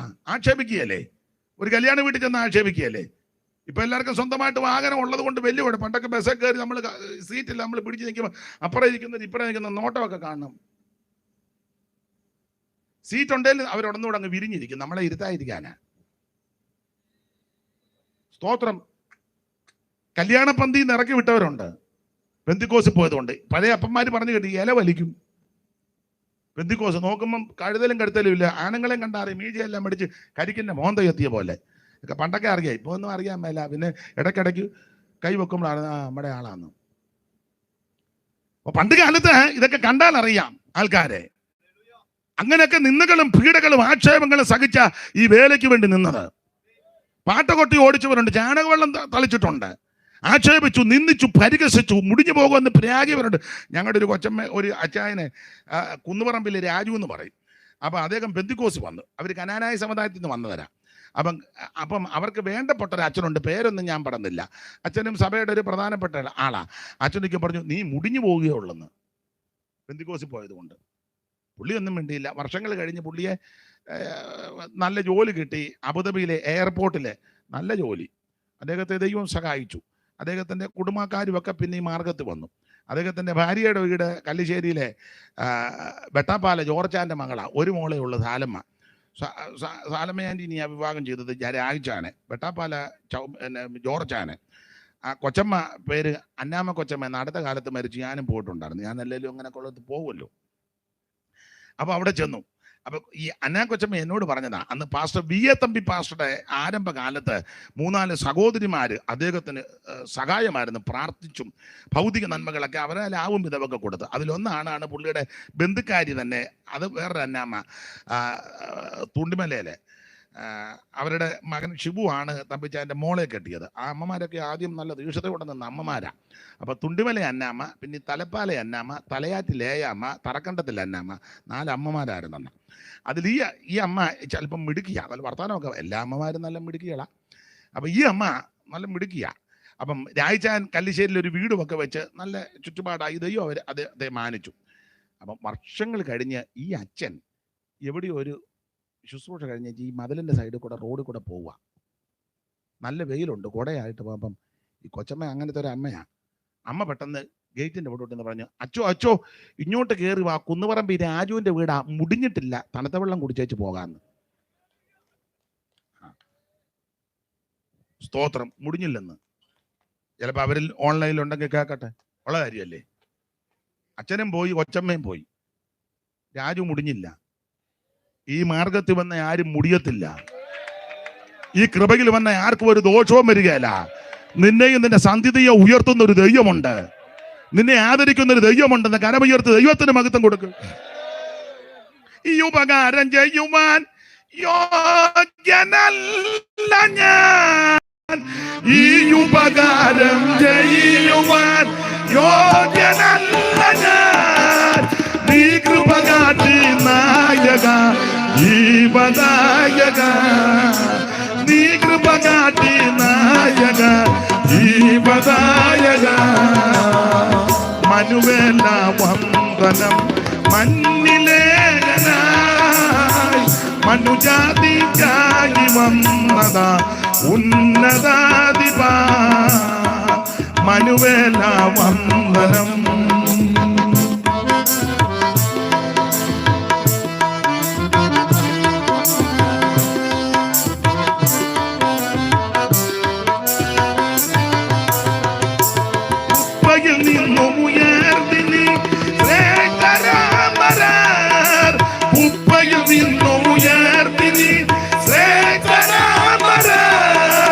ഒപ്പമിരുത്തിയതന്നയം അത്ഭുതം പരാ, നരകൊപ്പമിരുത്തിയതന്നയം അത്ഭുതം പരാ. മനുവേല വന്ദനം മഞ്ഞിലേഖനായി മനുജാതിക്കായി വന്നതാ ഉന്നതാധിപ. മനുവേല വന്ദനം. ഈ മാർഗത്തിൽ വന്ന ആർക്കും ഒരു ദോഷം വന്നിട്ടുമില്ല, വരത്തുമില്ല. നിന്നെയും നിന്റെ സന്ധിതിയെയും അനുഗ്രഹിക്കുന്ന ഉയർത്തുന്ന ഒരു ദൈവമുണ്ട്. അപ്പോൾ ആരംഭകാലത്ത് ഇവര് നിന്ദകളും പീഡകളും കൂത്തുകാഴ്ചയായി ഭവിച്ചും ആ വക അനുഭവിക്കുന്നവർക്ക് കൂട്ടാളികളായി ഭവിച്ചും. അടുത്ത പദമ കഷ്ടങ്ങളാൽ പോരാട്ടം കഴിച്ച പൂർവ്വകാലം. എന്നെ കേൾക്കുന്ന പെന്തിക്കോസുകാരോട് ഞാൻ പറയാം, നീ അവൻ ഉപദേശം വിട്ടൊന്നും ചെയ്യരുത്, പ്രമാണം വിട്ടൊന്നും പോകരുത്. ഈ ഉപദേശത്തിന് വേണ്ടി നീ നിക്ക്. കർത്താവിന്റെ വരവ് താമസിച്ചാൽ നിനക്ക് നിന്റെ സന്തതിക്ക് ഒരു ദോഷവും വരികയില്ല. നിനക്ക് വിരോധമായിട്ടുണ്ടാക്കുന്ന ആയുധവും ഫലിക്കത്തില്ല. യഹോവ നിന്നെ ചുറ്റിപ്പരിപാലിക്കും. ദൈവം നിന്നെ കാത്തു സൂക്ഷിക്കും. നിന്റെ സന്തതിയെ ദൈവം ഉയർത്തും. ആമ ഒരു കുഴപ്പവും വരാൻ ദൈവം അനുവദിക്കത്തില്ല. തിരുവചനം പഠിപ്പിക്കുന്നത് ഒരു അനർത്ഥവും നിനക്ക് ഭവിക്കത്തില്ല, ഒരു ബാധകം നിന്റെ കൂടാരത്തിൽ അടുക്കത്തുമില്ല. പകൽ സൂര്യനെങ്കിലും രാത്രി ചന്ദ്രനെങ്കിലും നിന്നെ ബാധിക്കത്തില്ല. രാത്രിയിലെ പകത്തെയും പകൽ പറിക്കുന്ന അസ്ത്രത്തെയും ഇരുട്ടിൽ സഞ്ചരിക്കുന്ന മഹാമാരിയും ഉച്ചയ്ക്ക് നശിപ്പിക്കുന്ന സംഹാരത്തെ നിനക്ക് പേടിപ്പാനില്ല. ഏതോ ഒരു തീമതിലായി നിനക്ക് കൂടെ ഇരിക്കും. നിന്റെ സന്തതിക്കും ദോഷം വരികയില്ല, സന്തതിയുടെ സന്താനങ്ങൾക്കും ദോഷം വരികയില്ല. Price the Lord. പക്ഷെ പോരാട്ടം സഹിച്ച് നിൽക്കണം. ഈ പോരാട്ടങ്ങളുടെ നടുവിൽ പതറരുത്, പിന്മാറരുത്, പിറുപിറുക്കരുത്, ഇട്ടേച്ചോടരുത്. പിന്മാറുന്നുവെങ്കിൽ എന്റെ ഉള്ളത്തിന് അവന് പ്രസാദമില്ല. നാമോ നാശത്തിലേക്ക് പിന്മാറുന്ന കൂട്ടത്തിൽ അല്ല, മറിച്ച് വിശ്വസിച്ച് ജീവരക്ഷ പ്രാപിക്കുന്ന കൂട്ടത്തിലായിരിക്കണം. Price the Lord. അപ്പൊ ആരംഭകാലത്ത് വളരെ തീക്ഷണതയോടെ പോരാടി നിന്നവരായി ഇവര്. ഭയങ്കര തീക്ഷണത. ഇനി അവരുടെ തീക്ഷണതയുടെ വേറൊരു വിശേഷത 6-ാം അധ്യായത്തിന്റെ 9 മുതൽ വായിച്ചോ. തീക്ഷണതയുടെ വിശേഷത അറിവുള്ള വാക്യമാ വായിച്ചോ. എന്നാൽ പ്രിയമുള്ളവരെ, ഞങ്ങൾ ഇങ്ങനെ സംസാരിക്കുന്നു നിങ്ങളെ കുറിച്ച് ശുഭമേറിയതും ഞങ്ങൾ ഇങ്ങനെ സംസാരിക്കുന്നെങ്കിൽ നിങ്ങളെ കുറിച്ച് ശുഭമേറിയതും രക്ഷയ്ക്ക് ഉതകത്തെന്നും വിശ്വസിക്കുന്നു. ദൈവം നിങ്ങളുടെ പ്രവൃത്തിക്കും വിശുദ്ധന്മാരെ സൂക്ഷിക്കുന്നതിനാലും തന്റെ നാമത്തോട് കാണിച്ച സ്നേഹവും മറന്നു കളയുവാൻ തക്കണം അനീതിയുള്ള ദൈവമല്ല. അപ്പൊ ഈ വാക്യത്തിന്റെ വെളിച്ചത്തിൽ ഇവർ ആരംഭകാലത്ത് നന്നായി ശുശ്രൂഷകൾ ചെയ്തവരാണ് എന്ന് പറഞ്ഞാൽ ദൈവമക്കളെ ആദരിക്കുകയും ദൈവദാസന്മാരെ മാനിക്കുകയും ദൈവവേലയ്ക്ക് ചുമല കൊടുത്തവരാ. Praise the Lord. അവരെ മറന്നു കളയുവാൻ ദൈവം അനീതിയുള്ള ദൈവമല്ല. ഞാൻ എപ്പോഴും പറയും, നിങ്ങൾക്ക് അറിവുള്ള കാര്യമാണ്. പണ്ട് കാലത്ത് പെന്തിക്കോസിന്റെ ആരംഭകാലത്ത് 2 കോഴി മുട്ടയിട്ടാൽ, കടിഞ്ഞു കോഴി, ആ കോഴി മുട്ടയിട്ടാൽ അന്നൊക്കെ പരാതിനും പട്ടിണിയുള്ള കാലമാണ്. പഴയ അമ്മമാര് കൊച്ചുങ്ങൾക്ക് കൊടുക്കുകയല്ല മുട്ട. കോഴി കൊക്കിയ ഉടനെ അമ്മ എന്ന് മുട്ട അങ്ങ് എടുക്കും. അമ്മയ്ക്കറിയാം മുട്ട ഇടുമ്പോൾ കൊക്കുന്ന കൊക്ക. അന്നേരം മുട്ട എടുത്ത് അമ്മ അടിച്ചു മാറ്റി അരിക്കകത്തോ തുമിക്കകത്തോ എവിടെയെങ്കിലും കൊണ്ട് പാത്ത് വെക്കും. കൊച്ചുങ്ങൾ വിശന്ന് കിടക്കുക, അതിലും കൊടുക്കുകയല്ല. അന്നൊക്കെ അധികം ആൾക്കാരില്ല. ഉപദേശിമാരൊക്കെ, പഴയ ഉപദേശിയപ്പച്ചനൊക്കെ നടന്ന് ക്ഷീണിച്ച് പൈപ്പിൽ വെള്ളമൊക്കെ കുടിച്ച് ക്ഷീണിച്ച് വരുമ്പം ചില വീടുകൾ അധികം വീടുമില്ലല്ലോ. പെന്തിക്കോസ് 1-2 വീടായിരിക്കും. ആ വീടൊക്കെ ഉന്നം വെച്ചായി ചെല്ലുന്നത്. ചെന്ന് കയറി ചെല്ലുമ്പോൾ തിണ്ണയിലിരിക്കും, തഴപ്പായോ അല്ലെ തടുക്കോ സ്റ്റൂളോ ഒക്കെ ആയിരിക്കും, കൊടണ്ടിയൊക്കെ ആയിരിക്കും. ഇട്ട് കൊടുക്കുമ്പോൾ ഈ അമ്മ പെട്ടെന്ന് പാത്ത് വെച്ച മുട്ടയെടുത്ത് പുഴുങ്ങും. കട്ടൻ കാപ്പിയും കൊണ്ടുവരും. ചിലപ്പം മധുരം ഒന്നും കാണുകയില്ല, അത് അന്ന് ഇല്ലാഞ്ഞിട്ടാ. ഇന്നിപ്പം നമ്മുടെ ഇഷ്ടം പോലെ വിൽക്കാൻ വരെ ഉണ്ട്. പിന്നെ ഇഷ്ടം പോലെ ഇന്ന് രാത്രി ഭാഷ വേണേ ഒരു 5 കിലോ തന്നേച്ച് പോകാന്നുള്ള പരുവത്തിനായിരിക്കുന്നത്. ഇഷ്ടം പോലെ ആയി. അപ്പം അന്ന് ഇതൊന്നും ഇല്ല. അപ്പം അതുകൊണ്ട് ആ കട്ടൻ കാപ്പിയും ഈ മുട്ടയൊക്കെ കൊടുക്കും. അത് നിങ്ങൾ കടിഞ്ഞു കോടിയുടെ മുട്ടയല്ലേ, ഇങ്ങനെ കടല കുറയ്ക്കും പോലാ. പിന്നെ പേരൊന്നും ഞാൻ പറഞ്ഞില്ല. പണ്ടൊരാള് മുട്ട കഴിച്ച് 28 മുട്ട കഴിച്ച്, താറാം മുട്ട. പുള്ളി പിന്നെ ഇരിക്കുക, ഇനിയും കൊണ്ടുവരാൻ പറഞ്ഞു. കന്നിടയ്ക്ക് തരിക പറയരുതേ, സ്തോത്രം. പിന്നെ അല്ല, വേറെ മുട്ട തന്നെ കഴിച്ചു പുള്ളി ഉഴപ്പുകല്ല, അകത്തുനിന്ന് വരുന്നതും അത്രയാ വചനവേ. നമ്മൾ മുട്ടയെല്ലാം കഴിച്ചു പിന്നെ അനങ്ങാൻ മേലാതെ പോവുക മിണ്ടാതെ. പുള്ളി വചനത്തിന്റെ ഉപദേശങ്ങൾ അങ്ങോട്ട് പറയുന്നത്. അപ്പൊ പിന്നെ മുട്ട കൊടുക്കുന്നതുകൊണ്ടും കുഴപ്പം ഇല്ല. സ്തോത്രം. കൈയടിക്കുകയും പ്രാർത്ഥിക്കുകയും സ്തോത്രം വിചാരിക്കുന്ന മുട്ട കൊടുക്കാതിരിക്കുന്ന നല്ലത്, പിന്നെയും പരുവക്കേടാകും. അപ്പൊ ചുരുക്കി പറഞ്ഞാൽ അങ്ങനെയൊക്കെയുള്ള ആരംഭകാലത്ത് വളരെ തീക്ഷണതയോടെ നിന്നവരുണ്ട്.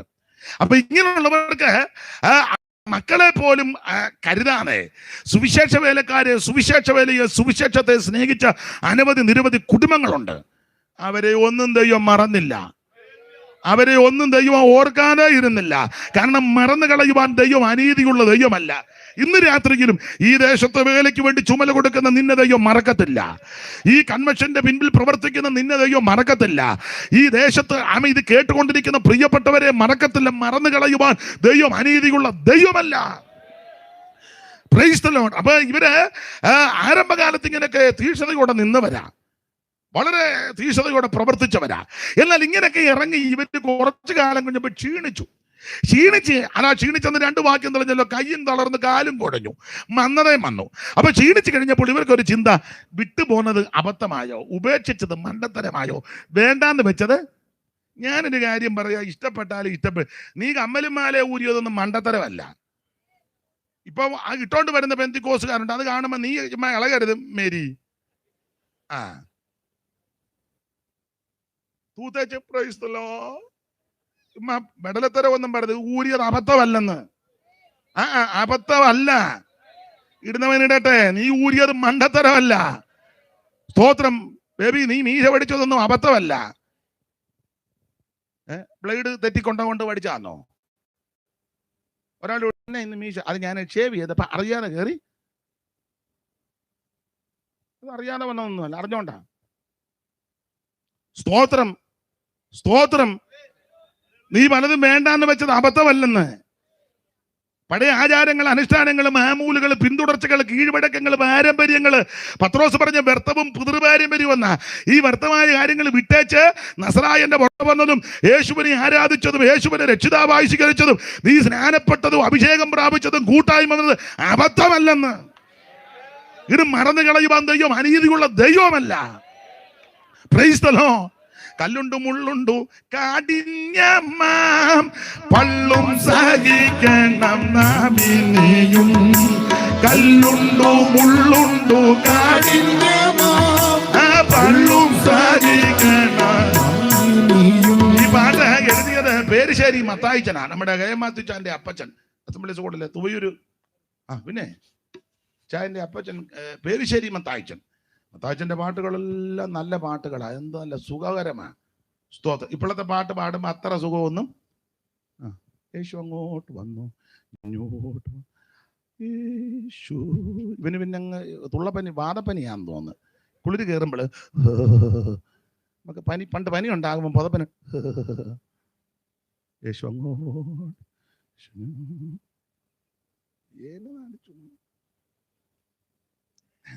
മത്തായിച്ചൻ, പേരുശ്ശേരി മത്തായിച്ചന്റെ പാട്ട് എന്നാ നല്ല പാട്ടാ. കല്ലുണ്ടു മുള്ളുണ്ടു കാഠിന്യമാം പള്ളും സഹിക്കണം നാമിനിയും. കല്ലുണ്ടു മുള്ളുണ്ടു കാഠിന്യമാം പള്ളും സഹിക്കണം നാമിനിയും.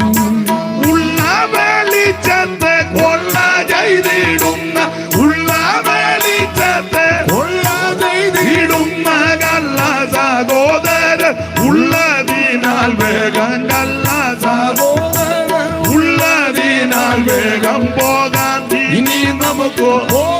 ഇനി കുഞ്ഞാടിൻ പിന്നാലെ പോകാം.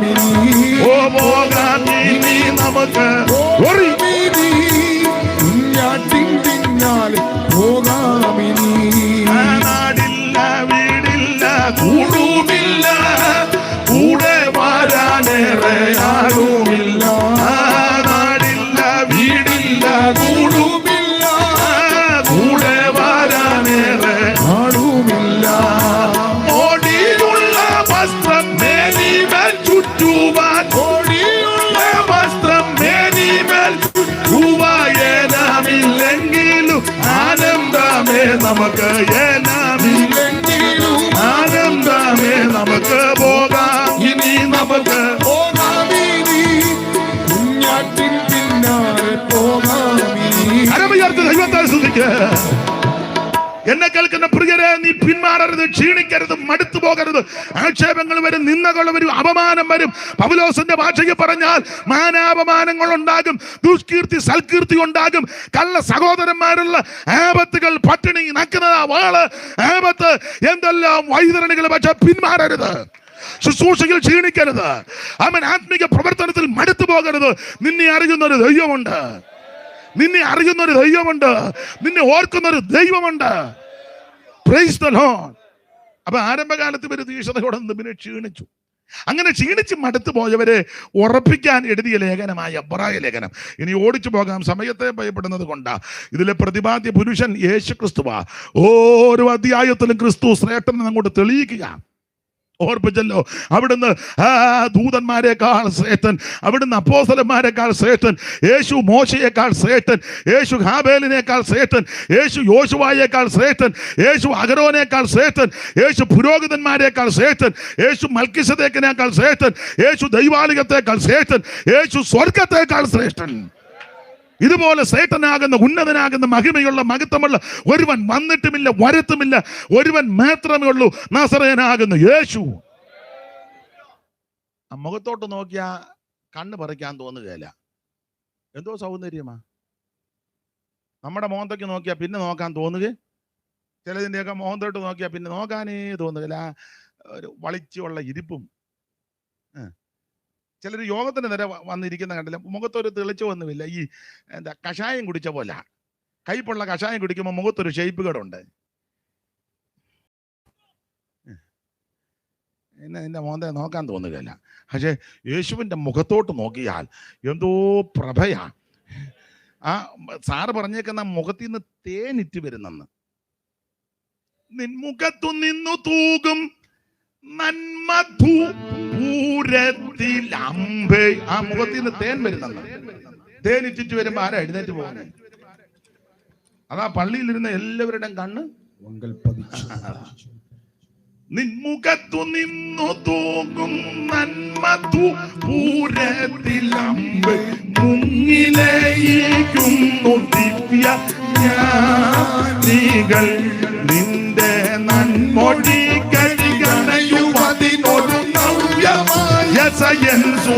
ിട്ട് വരിക. മുഖത്തോട്ട് നോക്കിയാ കണ്ണ് പറിക്കുകയല്ല, വായിന്ന് വരുന്നതോ ലാവണ്യമാക്കും.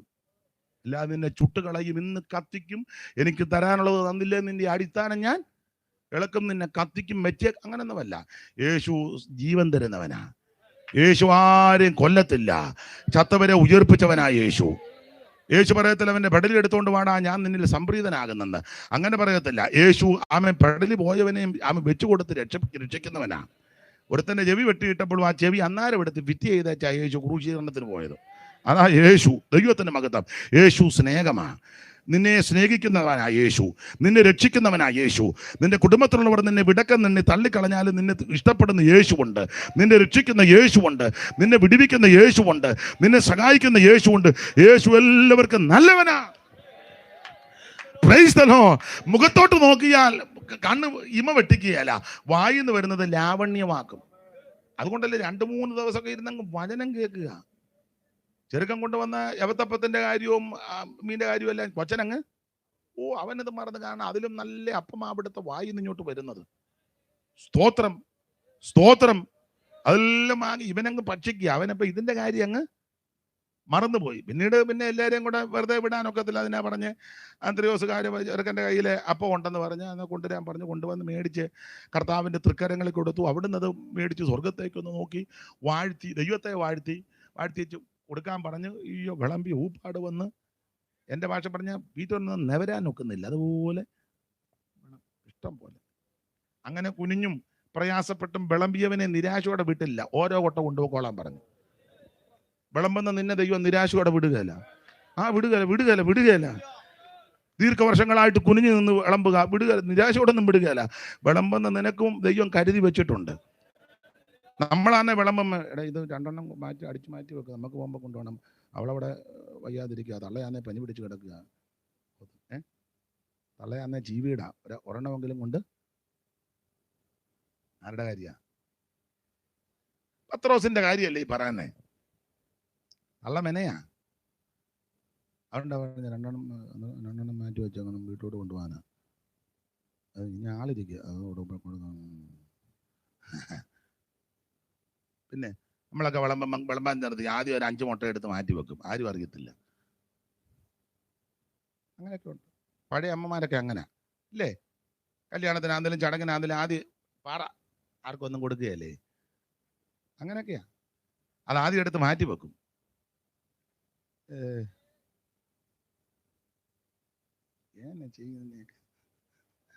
മാറ്റി വെക്കും. എന്നാൽ ഇവിടെ ഒന്നും മാറ്റി വെച്ചില്ല. കർത്താവ് പറഞ്ഞങ്ങോട്ട് വിളമ്പാൻ പറഞ്ഞു. പന്തിക്ക് അങ്ങോട്ട് ഇരുത്തിച്ച് വിളമ്പാൻ പറഞ്ഞു. അയ്യോ, വിളമ്പി ഊപ്പാട് വന്നു. 5 അപ്പവും ചെറുമീൻ 2 എടുത്തു വാഴ്ത്തി. 5 അപ്പവും ചെറുമീൻ 2 എടുത്ത് വാഴ്ത്തി. 5000 സംതൃപ്തി ഏകിയൊരു 5000 സംതൃപ്തി ഏകിയൊരു യേശുനായക വാഴ്ക ജീവനായക നിരന്തരം യേശുനായക വാഴ്ക ജീവനായക.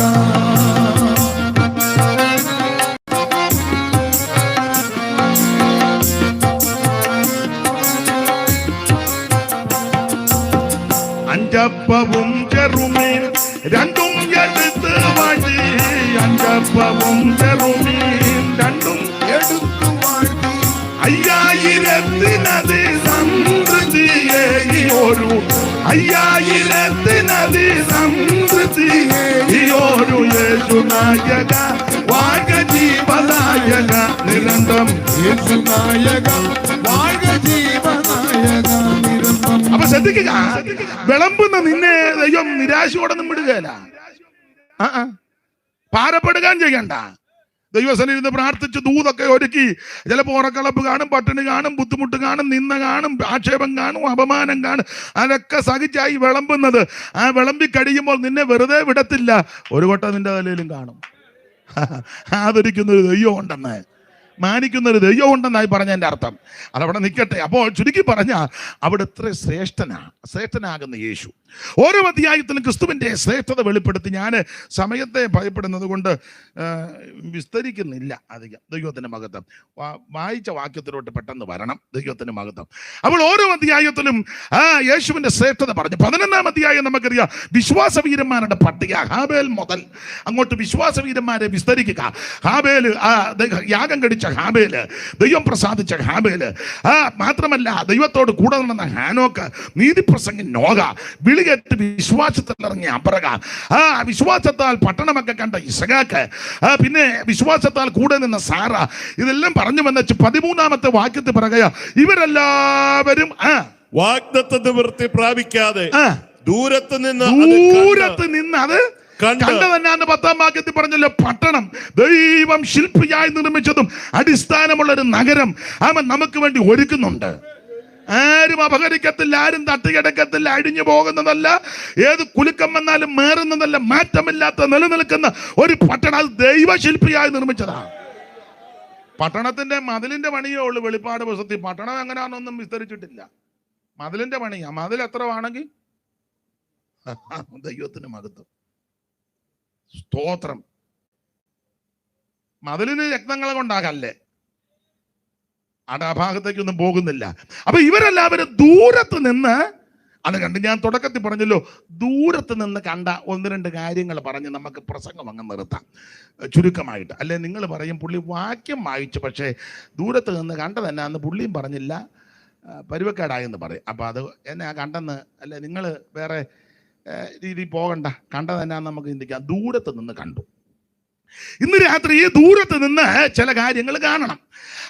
ഒന്ന്, ദൂരത്ത് നിന്ന് കണ്ടത് വായിച്ചാൽ നമുക്ക് അറിവുള്ള വാക്യമാ. ലൂക്കോസിന്റെ സുവിശേഷം 15-ാം അധ്യായത്തിന്റെ 20-ാമത്തെ തിരുവെടുത്ത് വായിച്ചു സഹായിച്ചാട്ടെ. ദൂരത്ത് നിന്ന് കണ്ടു. ലൂക്കോസ് 15:20 നമുക്ക് അറിവുള്ള വാക്യമാ. അങ്ങനെ അവൻ എഴുന്നേറ്റ്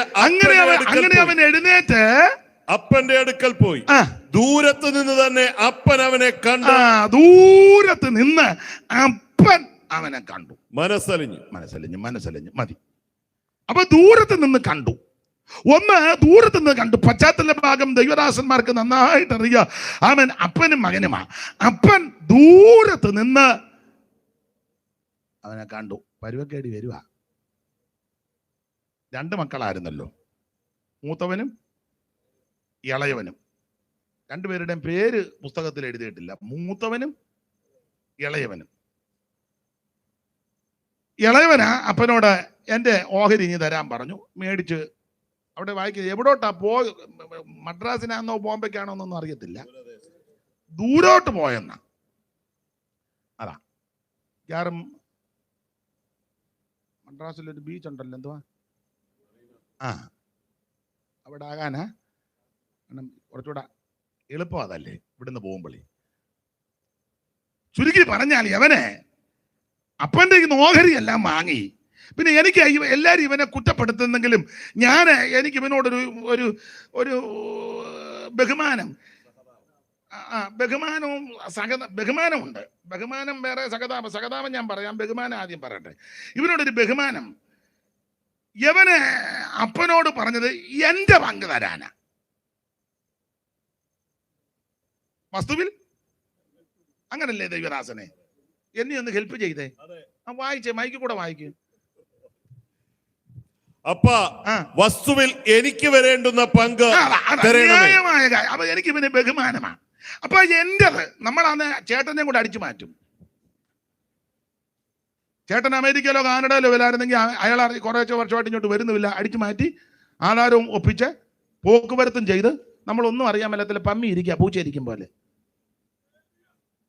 ചേട്ടൻ വന്ന് എൻ്റെ അതിരേല ഏതാതിര്, നിനക്ക് അതിരോ? അങ്ങനെയുള്ള ഒത്തിരി ബിരുദന്മാരുണ്ട്. ചേട്ടനും പെങ്ങക്കും അനിയനും ഒക്കെ കൊടുക്കേണ്ടതൊക്കെ കൊടുത്തോണം. അടിച്ചു മാറ്റിയാൽ വേറെ അടി നിനക്ക് വരും. മനസ്സിലാകുന്നുണ്ടോ? ഞാൻ ഇച്ചിരി സമയം എടുത്തോട്ടെ. ഞാൻ പറഞ്ഞ പിന്നെ എനിക്ക് അപ്പീലൊന്നും വേണ്ട. ദൈവത്തിന് മഹത്വം. എടാ, ചേട്ടൻ്റെതും അനിയൻ്റെതും പെങ്ങടതൊക്കെ കൊടുക്കാനുള്ളത് കൃത്യം കൊടുത്തോണം. വസ്തുവിൽ എനിക്ക് വരേണ്ട പങ്ക് നിനക്കുള്ളതേ എടുക്കാവുള്ളൂ. ചേട്ടൻ്റെതോ അനിയൻ്റെതോ പെങ്ങടതോ സഹോദരങ്ങളോ ആമ കൊടുക്കേണ്ടത് അടിച്ചു മാറ്റിയാൽ നിനക്ക് നിന്റെ സന്തതിക്കും ശുഭം വരികയില്ല. അവസാനം കൊച്ചുങ്ങൾ നിന്നെ പ്രാഗി മുടിയാന്തരം കാരണം വാക്കുകളുള്ളവർ കൂടെ സ്വന്തമായിട്ട് വെച്ചേക്കരുത്. എൻ്റെ അഭിപ്രായം പറയാ. ഇഷ്ടമുണ്ട് ചോദിച്ചാൽ മതി. ഇച്ചിരി അങ്ങോട്ടേ കൊടുക്കാവുള്ളൂ. നിന്റെ കൈ വെടിപ്പായിരിക്കണം. കാരണം ഒരു കാര്യം, അയ്യോ അപ്പുറക്കാം അതുകൊണ്ടല്ലേ പറഞ്ഞത്. സോദാൻ രാജാ പറഞ്ഞ് സമ്പത്തെല്ലാം നീ എടുത്തു, ആൾക്കാരെല്ലാം കൂടി ഇങ്ങോട്ട് പറഞ്ഞ ഉടനെ അപ്പുറക്കാൻ പറഞ്ഞു വേണ്ട വേണ്ട വേണ്ട വേണ്ട. ആമൻ സോദോൻ രാജാവ് എന്നെ സമ്പന്നനാക്കിയെന്ന് നാളെ ഒരു പേരെനിക്ക് വേണ്ട. കാരണം പറയാ, ഞാൻ അത്യുന്നതനായ ദൈവത്തിൽ അനുഗ്രഹിക്കപ്പെട്ടവനാ. എന്നെ അനുഗ്രഹിക്കാമെന്ന് ഒരുവന്റെ വാഗ്ദത്തമുണ്ട്. എന്നെ ഉയർത്താമെന്ന് ഒരുവന്റെ വാഗ്ദത്തമുണ്ട്. ദൈവത്തിന്റെ പൈതലെ, ദൈവം നിന്നെ ഉയർത്താമെന്നും അനുഗ്രഹിക്കാമെന്നും വാഗ്ദത്തമുണ്ടെങ്കിൽ നീ ഒന്നും ചൂണ്ടാൻ പോകണ്ട, അടിച്ചു മാറ്റാൻ പോകണ്ട. സമയമാകുമ്പോൾ നീ ഇരിക്കുന്നിടത്ത് ദൈവം നിനക്കുള്ളത് കൊണ്ടുതരും. അളവുനൂൽ എനിക്ക് മനോഹര ദേശത്ത് വീണിരിക്കുന്നു. അല്ലെ, എനിക്ക് നല്ലൊരു അവകാശം തന്നിരിക്കുന്നു. നീതിമാന്മാർ നീതികേടിലേക്ക് കൈ നീട്ടാതിരിക്കേണ്ടതിന് ദൂതന്മാരുടെ ചെങ്കോൽ നീതിമാന്മാരുടെ അവകാശത്തിന്മേൽ ഇരിക്കത്തില്ല. നിനക്കുള്ള ഓഹരികളെ പരിപാലിക്കുന്ന, നിനക്കുള്ള അവകാശങ്ങളെ സൂക്ഷിക്കുന്ന ഒരു ദൈവമുണ്ട്. അതുകൊണ്ട് ഓൺലൈനിലോ ഇവിടെയോ എവിടെയോ എന്നെ കേൾക്കുന്ന ആരേലും സഹോദരങ്ങൾക്ക് കൊടുക്കാനുള്ളതും വിഹിതം അടിച്ചു മാറ്റിയിട്ടുണ്ടെങ്കിൽ, കള്ളയാധാരം ഒപ്പിച്ച് വെണ്ടർ കുഞ്ഞുകുഞ്ഞിനെ കണ്ട് നീ കള്ളയാളമൊക്കെ എടുത്ത് ആധാരമൊക്കെ ഒപ്പിച്ചിട്ടുണ്ടെങ്കിൽ ശരിയാകത്തില്ല. തങ്കച്ച, നീ ഇന്ന് രാത്രി മാനസാന്തരപ്പെടണം. ആര് പറയണ്ട, രാത്രി തന്നെ എന്ന് പറയണം, അച്ഛാൻ്റെതാ ഞാൻ അടിച്ചു മാറ്റിയേക്കുന്നത്, ആ നിരപ്പായ സ്ഥലം ഞാൻ അടിച്ചു മാറ്റിയത് അച്ഛാൻ്റെതായിരുന്നു, അത് പിടിച്ചോ നിന്ന് രാത്രി. അല്ലാതെ അവിടെ കൺവെൻഷൻ വെക്കുകയല്ല ചെയ്യണ്ടേ. അവിടെ അടിച്ചു മാറ്റിയ സ്ഥലത്ത് കൺവെൻഷൻ വെച്ച് പറയാം, നമുക്ക് ഉണർവ് ഇളക്കുകാരനെ രണ്ടുപേരെ അവൻ ഇളക്കും മിക്കവാറും. എനിക്ക് ഇവനോട് ബഹുമാനമാണ് പറഞ്ഞത്. എൻ്റെ പങ്ക് ഒരു നല്ല മനസ്സുള്ളവനാ. ഇവൻ പരുവക്കേടായി പോയെന്നേ ഉള്ളു, എന്നാലും തിരിച്ചു വന്നല്ലോ. ഇവന്റെ മനസ്സ് നല്ലതാ, മറ്റവന്റെ മനസ്സ് അത്ര നല്ലതാ. ഇവൻ മടങ്ങി വന്നിട്ടോ മറ്റവൻ പെരക്കകത്ത് കയറാൻ നിൽക്കുക. ഒരുത്തൻ പറഞ്ഞ ഇല്ല, അവൻ വന്ന് അവൻ വെളിയിൽ നോക്കുക. നമ്മൾ യോഗത്തിന് എല്ലാവരും ആരാധിക്കുമ്പോൾ ചെല്ലു നോക്കുകയല്ലേ, അവനാ ചേട്ടൻ മൂത്തവൻ. എല്ലാവരും ആത്മാവിലാകുമ്പോൾ മൂത്തവൻ നോക്കും.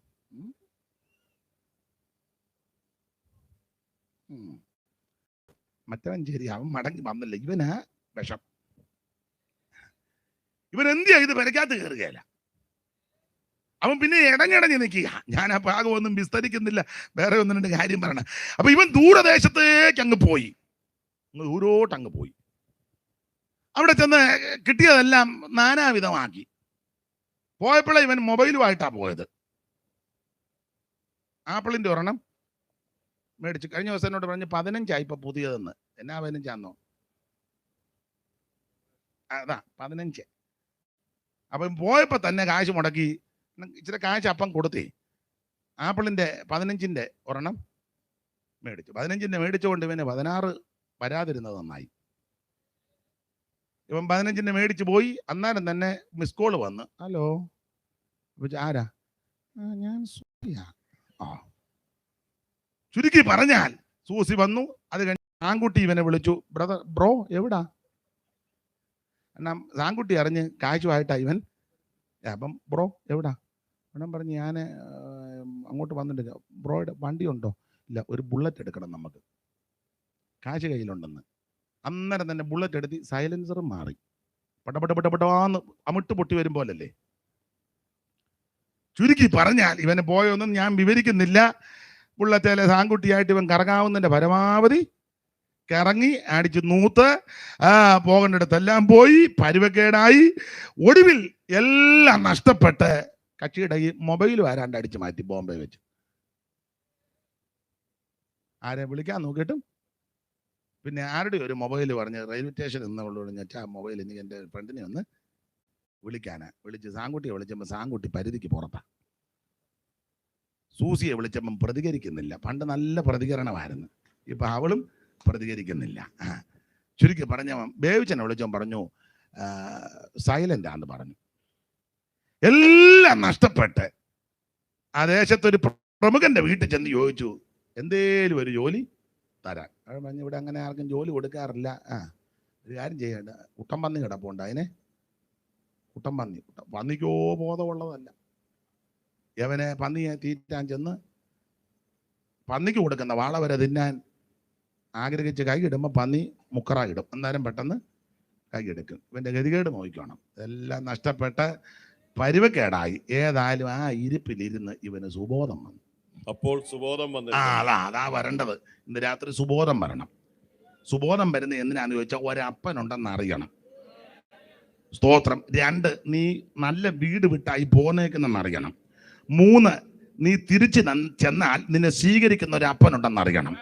സ്തോത്രം. 4, നിന്റെ പരുവക്കേട് മാറ്റുന്ന ഒരു ഭവനം ഉണ്ടെന്നറിയണം. ഇന്ന് രാത്രി അത് തിരിച്ചറിയണം. സുബോധം ഉണ്ടായിരിക്കണം. ഇവനപ്പോൾ സുബോധം വന്ന്, സ്തോത്രം. ചെറിയാച്ചൻ പാടിയൊരു പാട്ടുണ്ട്, കെട്ടമകനെ പോലെ ദുഷ്ട വഴികളിൽ അനിഷ്ടം പോൽ ഞാൻ നടന്നു. കെട്ടമകനെ പോലെ ദുഷ്ട വഴികളിൽ അനിഷ്ടം പോൽ ഞാൻ അപ്പൊ ഇവന് കെട്ട മകനെ പോലെ ദുഷ്ടമതികളിൽ ഇഷ്ടം പോലെ ഇവൻ നടന്ന്. ചെറിയാച്ചന്റെ പ്രയോഗങ്ങളെല്ലാം ആദിപ്രാസമാ. കെട്ട, ദുഷ്ട, ഇഷ്ട, നല്ല പ്രയോഗമല്ലേ? അപ്പൊ ചുരുക്കി പറഞ്ഞാൽ ഇവൻ അതെല്ലാം നടന്ന് ഒടുവിൽ ഇവൻ അപ്പന്റെ വീട്ടിലോട്ട് വരുക. സുബോധം വന്നപ്പോ ഇവൻ ചിന്തിച്ചു, എന്റെ അപ്പന്റെ വീട്ടിൽ എത്രയോ ബാല്യക്കാര് വേലക്കാര് തിന്ന് ശേഷിപ്പിക്കുന്നു, ഞാനോ ഇവിടെ വിശപ്പ് കൊണ്ട് നശിച്ചു പോകുക. ഞാൻ എന്റെ അപ്പന്റെ അടുക്ക ചെല്ലും, അപ്പനോട് കാര്യമെല്ലാം തുറന്ന് പറയും. അപ്പാ, ഞാൻ നിന്നോടും സ്വർഗത്തോടും പാപം ചെയ്തു, നിന്റെ മകനെന്ന് വിളിക്കപ്പെടുവാൻ ഞാൻ ഇനി യോഗ്യനല്ല. എന്തിനേറെ വിസ്തരിക്കാൻ നേരമില്ല. കർത്താവിന്റെ മകത്ത് ഇവനൊടുവിൽ മടങ്ങി വരിക, അപ്പന്റെ വീട് ലക്ഷ്യമാക്കി. എല്ലാം നഷ്ടപ്പെട്ടു. ഇവൻ അപ്പനെ കാണാനാ വന്നെങ്കിലും അപ്പനാ ഇവനെ ആദ്യം കണ്ടത്. ഇവൻ അങ്ങോട്ട് എന്ന് കാലെ വീടാനായിരുന്നത്, പക്ഷെ അപ്പനോടി വന്ന് ഇവനെ കെട്ടിപ്പിടിച്ചെന്നുള്ളതാണ്. അയ്യോ, നിന്റെ കൂലിക്കാരനൊരുത്തനെ പോലെ ആക്കണമെന്നുള്ള ചിന്തയിലാ ചെന്നത്. പക്ഷെ കൂലിക്കാരനെ പോലെ നേരെ അകത്തോട്ടങ്ങ് കൊണ്ടുപോകുമായിരുന്നു. അവന് നല്ല അങ്കിയും കാലിൽ ചെരുപ്പും, സ്തോത്രം, പിന്നെ ഒരു മോതിരവും, അതൊക്കെ അപ്പന്റെ വിശേഷതകളാ. അതെല്ലാം കൊടുത്ത് ഇവനെ അകത്ത് കൊണ്ടുചെന്ന് ഇഷ്ടംപോലെ ഭക്ഷണം, അടിച്ച മൃഗത്തെ പിടിച്ച് അറുത്ത് പാലിക്കാട് പറഞ്ഞ നോക്കി നിൽക്കാതെ കയറി അറക്കടാന്ന് പറഞ്ഞു കാളെ. ഇവനെ ചത്തുപോയവൻ അവൻ തിരിച്ചു വന്നതാ. ഇന്ന് രാത്രി തിരിച്ചു വരുന്ന നിന്നെ സ്വീകരിക്കുന്ന ഒരു അപ്പനുണ്ട്. നീ മദ്യപാനിയായിരിക്കാം, വെറുക്കൂത്തിൽ പോയവനായിരിക്കാം, പാപത്തിൽ അകിപ്പെട്ടവനായിരിക്കാം, എല്ലാവരും നിന്നെ വെറുത്തായിരിക്കും, എല്ലാവരും നിന്നെ തള്ളപ്പെട്ടു, കൂട്ടുകാരൻ നിന്നെ വെറുത്തു, കുടുംബക്കാരൻ നിന്നെ വെറുത്തു, എല്ലാം നഷ്ടപ്പെട്ടു, ആത്മഹത്യയായിരിക്കും നിന്റെ മുമ്പിൽ. പക്ഷേ നീ ഇന്ന് രാത്രി മടങ്ങി വരുന്നെങ്കിൽ നിന്നെ സ്നേഹിക്കുന്ന ഒരു നല്ല പിതാവ് സ്വർഗത്തിലുണ്ട്. യേശു നിന്നെ സ്നേഹിക്കുന്നു. അപ്പം ദൂരെ വെച്ച് ഇവനെ കണ്ട് ഇടയ്ക്ക് കയറി എന്ന് പറയാൻ കൊണ്ട് അകത്തോട്ട് കൊണ്ടുപോയി ഇവന് മേശയിൽ ഇഷ്ടം പോലെ ഭക്ഷണം, ഇവനെ വാളവരെ തിന്നാൻ അതിലെല്ലാം നടന്നേച്ച് കുട്ടമ്പന്നി പോലും ഇവന് കൊടുക്കാഞ്ഞ് പരുവക്കാട് വന്നവന് ഇതെല്ലാം കണ്ട് അന്തം വിട്ടുപോയി.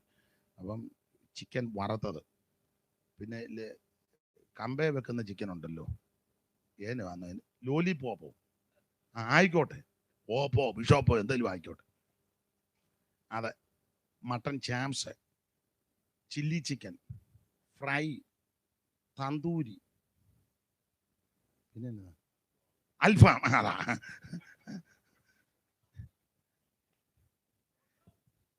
ഇതെല്ലാം അതായിരിക്കും ഇഷ്ടം. കുഴിമന്തി ആയിക്കോട്ടെ, കുഴിമന്തി സ്തോത്രം, കുഴിമന്തി. ഇതെല്ലാം ഇവിടെ കൊണ്ട് നിരത്തി വെച്ചിരിക്കുക. ഇവനെ അകത്ത് കയറിയപ്പം ഇതെല്ലാം കൂടെ കണ്ട അകവാള് വെട്ടിപ്പോയി. ഇവനെ വാളവരെ തിന്നാൻ ആഗ്രഹിച്ചത് കിട്ടിയില്ല. കൂലിക്കാർ കൊടുക്കുന്ന എന്തെങ്കിലും തന്നാൽ മതി, അതൊന്നും അല്ല. ഇവനെ നല്ല ഒരു അപ്പൻ അവിടെ കൊണ്ടിരുത്തി, അപ്പൻ ഇപ്പുറം ഇരുത്തി. എൻ്റെ അപ്പം മോനോട് പറഞ്ഞ് കഴിയടാ കുഞ്ഞുഞ്ഞാൻ കഴി, ഇവനെ കഴിക്കാൻ ഒക്കുന്നില്ല. ഇത് കണ്ട് അന്തം വിട്ടു പോയിരിക്കുക. സ്തോത്രം. അന്നേരം ഇവൻ അവിടെ ഇരുന്ന് അപ്പൻ്റെ മുഖത്തോട്ട് നോക്കി വെച്ചാൽ ഇവനൊരു പാട്ട് പാടി. അവിടെ എഴുതിയിട്ടില്ല, ഞാനങ്ങ് പറയുക അല്ല, പുസ്തകം തപ്പി അവിടെ പാട്ട് പാടിയതൊന്നും എഴുതിയിട്ടില്ല. അവൻ പാട് അപ്പനോട് പറയാ, അത് TKS ആയിട്ടിരിക്കുന്നത്. ഇന്നു ഞാൻ നിന്നോടൊത്ത് പന്തിയിൽ മോദമായി,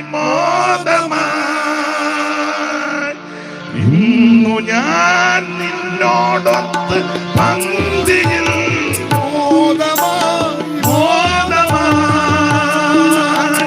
വന്നു തിന്നു തൃപ്തനായി, എത്രയോ ഭാഗ്യവാൻ വന്നി തിന്ന ഭോജ്യവും അന്ന് ഞാൻ കൊതിച്ചത്, വന്നി തിന്ന ഭോജ്യവും അന്ന് ഞാൻ കൊതിച്ചത്, എന്തേക്കും പോയി മറന്നു പോയി ദേവാ, കൃപയും നിന്നാൽ തവസുധനായി ഞാൻ, കൃപയുള്ള യഹോവേ ദേവാ, മമ്മ നല്ല പിതാവേ ദേവാ, കൃപയും നിന്നാൽ തവസുധനായി ഞാൻ, കൃപയുള്ള യഹോവേ ദേവാ. അപ്പൊ ശ്രദ്ധിച്ചേ, ഇവന് ഉദ്ദേശിക്കാത്ത കാര്യങ്ങളാണ് ഇവിടെ ക്രമീകരിച്ചു വച്ചിരിക്കുന്നത്. ഇന്ന് രാത്രി നീ അനുതാപത്തോടെ ഏറ്റുപറഞ്ഞ് അമ്മ സുബോധം വന്ന് യേശു രക്ഷിതാവാണ്, ആ യേശുവിനെ രക്ഷകനായി ഏറ്റെടുത്ത് യേശുവിന് ഹൃദയം സമർപ്പിച്ച് നിന്റെ അകൃത്യങ്ങൾ രക്താംബരം പോലെ ഇരുന്നാലും ഹിമം പോലെ വെളുപ്പിക്കും. എത്ര കടിഞ്ഞുവപ്പായിരുന്നാലും അത് ആമൻ സ്തോത്രം പഞ്ഞി പോലെ വെളുപ്പിക്കും. അതിന് പര്യാപ്തമായ പരിശുദ്ധ രക്തമാണ് യേശുവിന്റെ രക്തം. യേശുവിന്റെ രക്തം സകല പാപങ്ങളും പോക്കുന്നതിനെ ശുദ്ധീകരിക്കും. അവൻ ഇത് നിർമ്മല രക്തമാണ്, വിലയേറിയ രക്തമാ, ഗുണകരമായി സംസാരിക്കുന്ന പുണ്യാഗ രക്തമാ, ഇത് ശ്രേഷ്ഠമേറിയ രക്തമാ, പാപത്തെ മോചിക്കുന്ന രക്തം, രോഗത്തെ സൗഖ്യമാക്കുന്ന രക്തം, നിനക്ക് ജയം തരുന്ന രക്തം, നിന്നെ ആരാധിക്കാൻ യോഗ്യരാക്കി തീർത്ത രക്തം. ആ രക്തത്താൽ പാപമോചനം പ്രാപിച്ച് ഇന്ന് രാത്രി കടന്നു വന്നാൽ ഈ വീട്ടിൽ നിന്നെ കൊണ്ടുവന്ന് നിന്റെ പരുവക്കേട് മാറ്റി നിന്നെ ആദരിക്കുന്ന ഒരു ദൈവമുണ്ട്. Price the Lord. ഇന്ന് രാത്രിയും ആ ദൂരത്ത് നിന്ന് അപ്പൻ നോക്കി നിൽക്കുക. ഇവൻ വീട് വിട്ടു പോയ അന്ന് മുതൽ അപ്പൻ ഇങ്ങനെ ദൂരത്ത് നോക്കി നിൽക്കുക അവന്റെ മടങ്ങി വരവ്. ഇന്ന് രാത്രി സ്നേഹിത, അനുതാപവാക്യത്തോടെ നീ ഇന്ന് രാത്രി മടങ്ങി വരുന്നെങ്കിൽ നിന്നെ ചേർത്തണച്ച് മുത്തമിട്ട് അകത്തോട്ട് കൊണ്ടുപോകുന്നൊരു അപ്പനുണ്ട്. സ്തോത്രം. അതാ എമ്മിച്ചെറിയാച്ചൻ അതാ ലൈനാ പാടിയത്. ഇവൻ പാടുക, കെട്ടമകനെ പോലെ ദുഷ്ട വഴികളിൽ ഇഷ്ടം പോ ഞാൻ നടന്നു, കെട്ടമകനെ പോലെ ദുഷ്ട വഴികളിൽ ഇഷ്ടം പോ ഞാൻ നടന്നു, എന്നെ കെട്ടിപ്പിടിച്ചു മുത്തമിട്ടങ്ങു സ്വീകരിപ്പാൻ ഇഷ്ടപ്പെടുന്നപ്പനാ, എന്നെ കെട്ടിപ്പിടിച്ചു മുത്തമിട്ടങ്ങു സ്വീകരിപ്പാൻ ഇഷ്ടപ്പെടുന്നപ്പനാ, എന്നും എന്നെന്നും എന്നുടയവൻ മാറാതെ കൃപ തീരാതെ, എന്നും എന്നെന്നും എന്നുടയവൻ മാറാതെ കൃപ തീരാതെ. അപ്പൊ ശ്രദ്ധിക്കുക, ഒന്ന് ദൂരത്ത് നിന്ന് അപ്പൻ അവനെ കണ്ടു. പാപിയായ ഒരുവനെ കണ്ട് അവൻ അനുദപിച്ച് വന്നപ്പോൾ അവനെ വീട്ടിലോട്ടങ്ങ് ചേർത്തു. പാപത്തിന് പരിഹാരം യേശുവിന്റെ രക്തത്താൽ. ഇന്ന് രാത്രി കടന്നു വാ, ഈ സ്വർഗീയ ഭവനത്തിൽ നിന്നെ അംഗമാക്കി തീർക്കും. ഇനി അങ്ങനെ ആക്കാൻ തീർത്താൽ അടുത്തത് ദൂരത്ത് നിന്ന് എന്നാ കാണണം? വായിച്ചേ ദൈവദാസനെ 22:4 ഉൽപ്പത്തി. ദൂരത്ത് നിന്ന് എന്തോ കണ്ട് 22:4. പാപിയായ മനുഷ്യൻ പാപം വിട്ട് ഏറ്റുപറഞ്ഞ് ഉപേക്ഷിച്ച് അനുദപിച്ച് ഈ അപ്പന്റെ വീട്ടിൽ വന്നു കഴിഞ്ഞാൽ പിന്നെന്തോ ചെയ്യണമെന്ന് 22:4. മൂന്നാം ദിവസം അബ്രഹാം നോക്കി ദൂരത്ത് നിന്ന് ആ സ്ഥലം കണ്ടു. മതി ദൂരത്ത് നിന്ന് കണ്ടു. അപ്പോൾ ദൂരത്ത് നിന്ന് കണ്ട രണ്ടാമത്തെ കാര്യം, അപ്പനും മകനും കൂടെ യാത്ര ചെയ്യുക. എന്തിന്? യാഗം അർപ്പിക്കാൻ. ഇസഹാക്കിനെ യാഗമർപ്പിക്കാൻ അബ്രഹാമും തന്റെ മകനും കൂടെ പോവുക. മൂന്നാമത്തെ ദിവസം അപ്പൻ ദൂരത്ത് നിന്ന് ആ സ്ഥലം കണ്ടു. എല്ലാം വിവരിക്കാൻ നേരമില്ല, സമയത്തെ ഭയപ്പെടുന്നു. കൃത്യം 10 മണിക്ക് നിർത്തണമെന്നാണ് പറഞ്ഞിരിക്കുന്നത്. സൂക്ഷം 10 ഞാൻ നിർത്തും. സ്തോത്രം. അതിനപ്പുറം പോകുകയില്ല. ദൈവത്തിന്റെ മഹത്വം. അതിനിടയ്ക്ക് മുരടരുത്. അപ്പൊ ശ്രദ്ധിക്കുക. ഷൂപ്പാസ് എന്നോട് പറഞ്ഞു നിങ്ങൾ 10:30 നിർത്തുകൊള്ളുന്നു. അത് ഞാനിപ്പോ ഇന്ന് കാണിച്ചു തരാം. അപ്പൊ ചുരുക്കി പറഞ്ഞാൽ ഇവിടെ അപ്പനും മകനും കൂടെ കടന്നു പോകുക. അപ്പൻ ദൂരത്ത് നിന്ന് അബ്രഹാം ആ സ്ഥലം കണ്ടു. എല്ലാം വിവരിക്കുന്നില്ല. എന്തോ സ്ഥലമാണെന്നറിയോ? ആരാധനയ്ക്കുള്ള സ്ഥലം. അത് ദൂരത്ത് നിന്ന് കാണണം. ആരാധനയ്ക്കുള്ള സ്ഥലം. അവറാച്ചന്റെ വാർദ്ധക്യത്തിൽ ഒരു മകനെ കിട്ടി. ആ മകനെ ലഭിച്ചു കഴിഞ്ഞപ്പോൾ അവറാച്ചനോട് പിന്നെ ദൈവം പറയുക, നിനക്ക് ലഭിച്ച മകനെ നീ മോറിയാമലയിൽ കൊണ്ടുപോയി ഹോമയാഗം അർപ്പിക്കണം. അരുളപ്പാട് കേട്ടെ അവറാച്ചൻ അടങ്ങിക്കിടന്നില്ല. അവറാച്ചൻ അധികാലത്ത് എഴുന്നേറ്റെന്നുള്ളതാ. നമ്മൾ എഴുന്നേക്കുകയില്ല. ഒന്ന്, ഇനി അഥവാ എഴുന്നേറ്റാലും നമ്മൾ പൊങ്ങുകയില്ല. കാരണം കൊച്ചനെ കണ്ടിക്കണമെന്നാ പറഞ്ഞേക്കുന്നത്. എങ്ങനെ പൊങ്ങും? ഇനി പെമ്പളയോട് പറയാ, സാറാ കൊച്ചനെ കണ്ടിക്കണമെന്ന്. അതിനെന്നാണ്ട് അവനെ പിടിച്ച് കണ്ടിക്കാനും ഉണ്ട്. ആരാ? ഇസ്മായേല്. അവനെയാണേ കണ്ടിക്കാനും ഉണ്ട്. പിന്നെ അവൻ്റെ ഇരിപ്പും നോട്ടം കാണും പറയാ ഇവന് തന്നെ. അതുകൊണ്ട് അബ്രഹാം താറാമ്മയോടൊന്നും മിണ്ടിയില്ല. അബ്രഹാം അധികാലത്ത് എഴുന്നേറ്റ് ചെറുക്കനോട് പറഞ്ഞിടാ ഒരുങ്ങാൻ പറഞ്ഞു, നമ്മൾ പ്രാർത്ഥനയ്ക്ക് ആരാധനയ്ക്ക് പോവുക. ചെറുക്കന് ചൊവ്വുള്ളതാ. അവനും ഉടനെ അപ്പൻ്റെ കൂടെ വന്നെന്നുള്ളതാ. നമ്മുടെ കൊച്ചുങ്ങളെ എങ്ങാനും ആരാധന പപ്പ അങ്ങ് ആരാധിച്ചാൽ മതി, എന്നെ ഇപ്പം ആരാധിപ്പിക്കുമെന്നും അല്ല. അപ്പനും സഭയെ വന്ന് ആരാധിക്കുന്നില്ല, അവനത് കണ്ടോണ്ടിരിക്കുകയല്ലേ. ഇയാൾ ചുമ്മാ ആള് കളിച്ച് കഥയിലൊക്കെ ഇരിക്കുന്നല്ലാതെ ഇയാൾ കൈയടിക്കുമോ സ്തോത്രം പറയുമെന്നും ഇയാൾ ഇങ്ങനെ ആരെ വിഴുങ്ങണ്ടെന്ന് ഓർത്ത് നോക്കിയിരിക്കുകയല്ലേ. അതല്ലേ അവൻ കണ്ടോണ്ടിരിക്കുന്നത്. ഈ 2 പശു ഉണ്ടെന്നേ. അബ്രഹാം ചെറുക്കനോട് പറയണ ആരാധനയ്ക്ക് പോവാ. കത്തിയും വിറകും തീയുമൊക്കെ ഉണ്ട്. അങ്ങനെ ചെറുക്കനെ കൂട്ടി വിറകുമെല്ലാം അവന്റെ തോളിൽ വെച്ച് രണ്ടുപേരും കൂടെ ദൂരെ വെച്ച് അബ്രഹാം സ്ഥലം കണ്ടപ്പോൾ ബാല്യക്കാരോട് പറഞ്ഞു, കറിയാച്ച നിങ്ങൾ ഇവിടെ നിൽക്ക്, ഞാനും ബാലനും അവിടുത്തോളം ചെന്ന് ആരാധന കഴിച്ച് എന്ന് പറഞ്ഞ ബാല്യക്കാരെ അവിടെ നിർത്തുക എന്ന് പറഞ്ഞാൽ അത് വേർപാടിനെ കാണിക്കുന്നതാണ്. കർക്കശമായി വേർപാട് പാലിക്കണം. അതുകൊണ്ട് നിങ്ങൾ ഇവിടെ നിൽക്ക്, ഞാനും ബാലനും അവിടുത്തോളം ചെന്ന് ആരാധന കഴിച്ച് ഞങ്ങൾ ഇനി മടങ്ങി വരാം. അങ്ങനെ വേർപാട് പാലിച്ച് അബ്രഹാമും മകനും അങ്ങോട്ട് പോവാ. ദൂരെ വരെ അബ്രഹാം സ്ഥലം കണ്ടു. എന്ന് പറഞ്ഞാൽ ആരാധനയ്ക്കുള്ള സ്ഥലം. വിസ്തരിക്കാൻ നേരമില്ല. ആരെ ആരാധിക്കണം? ദൈവത്തെ ആരാധിക്കണം. ആരെ ആരാധിക്കരുത്?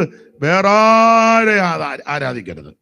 മനുഷ്യനെ ആരാധിക്കരുത്, മൃഗത്തെ ആരാധിക്കരുത്, മേരിയെ ആരാധിക്കരുത്, മൂരിയെ ആരാധിക്കരുത്, പോത്തിനെ ആരാധിക്കരുത്, പോത്തച്ഛനെ കയറി ആരാധിക്കരുത്. സ്തോത്രം, സ്തോത്രം. പ്രകൃതിയെ ആരാധിക്കരുത്, സൂര്യനെ ആരാധിക്കേണ്ട, ചന്ദ്രനെ ആരാധിക്കേണ്ട, നക്ഷത്രങ്ങളെ ആരാധിക്കേണ്ട. കാരണം സൂര്യനെയും ചന്ദ്രനെയും നക്ഷത്രങ്ങളെ സൃഷ്ടിച്ചവനെ ആരാധിക്കണം.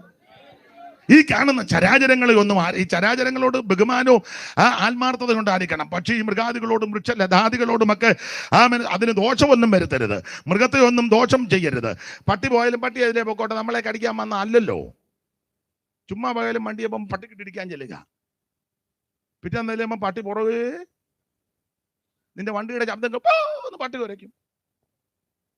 ചുമ്മാ പട്ടി നിന്നാലും ഉടനെ ഇടിക്കാൻ എന്തിനാണ്? ഒന്നിനെ ഉപദ്രവിക്കരുത്, ദോഷമൊന്നും ഒപ്പിക്കരുത്. പക്ഷെ ഇതിനെയൊന്നും ആരാധിക്കണ്ട. ആരാധനയ്ക്ക് യോഗ്യൻ ദൈവമാണ്. ആരെ ആരാധിക്കണം? ദൈവത്തെ ആരാധിക്കണം. സകല ലോകങ്ങൾക്കും അധികാരണം ഇവൻ, അവനെ ആരാധിക്കണം. സകല ലോകങ്ങൾക്കും അധികാരണം ഇവൻ. അതലം വിതലം നിതലം സുതലം ഈ 14 ലോകമുണ്ടെന്ന് ആയിക്കോട്ടെ, എത്ര രൂപമാകട്ടെ. സകല ലോകങ്ങൾക്കും അധികാരണം ഇവൻ, സകല ഭൂതങ്ങൾക്കും ആകാരപ്രദനിവൻ, സകല ദേവവൃന്ദവാന്തിത പദാംബുജൻ, സകല നിഷ്കലത്വം പേറുന്ന പെരിയവൻ, അവനെ ആരാധിക്കണം. ആഗമാകാരന്മാരിലാതവൻ മോദതും സർവാഗമ പൊരുളാകും ഈ പരാശക്തിക്ക് ഏലൊന്നോര പ്രിയമാം നാമം ഓദിയത് മൂലവസ്തുവാം നാഥൻ ഉപദേശിച്ചതല്ലോ.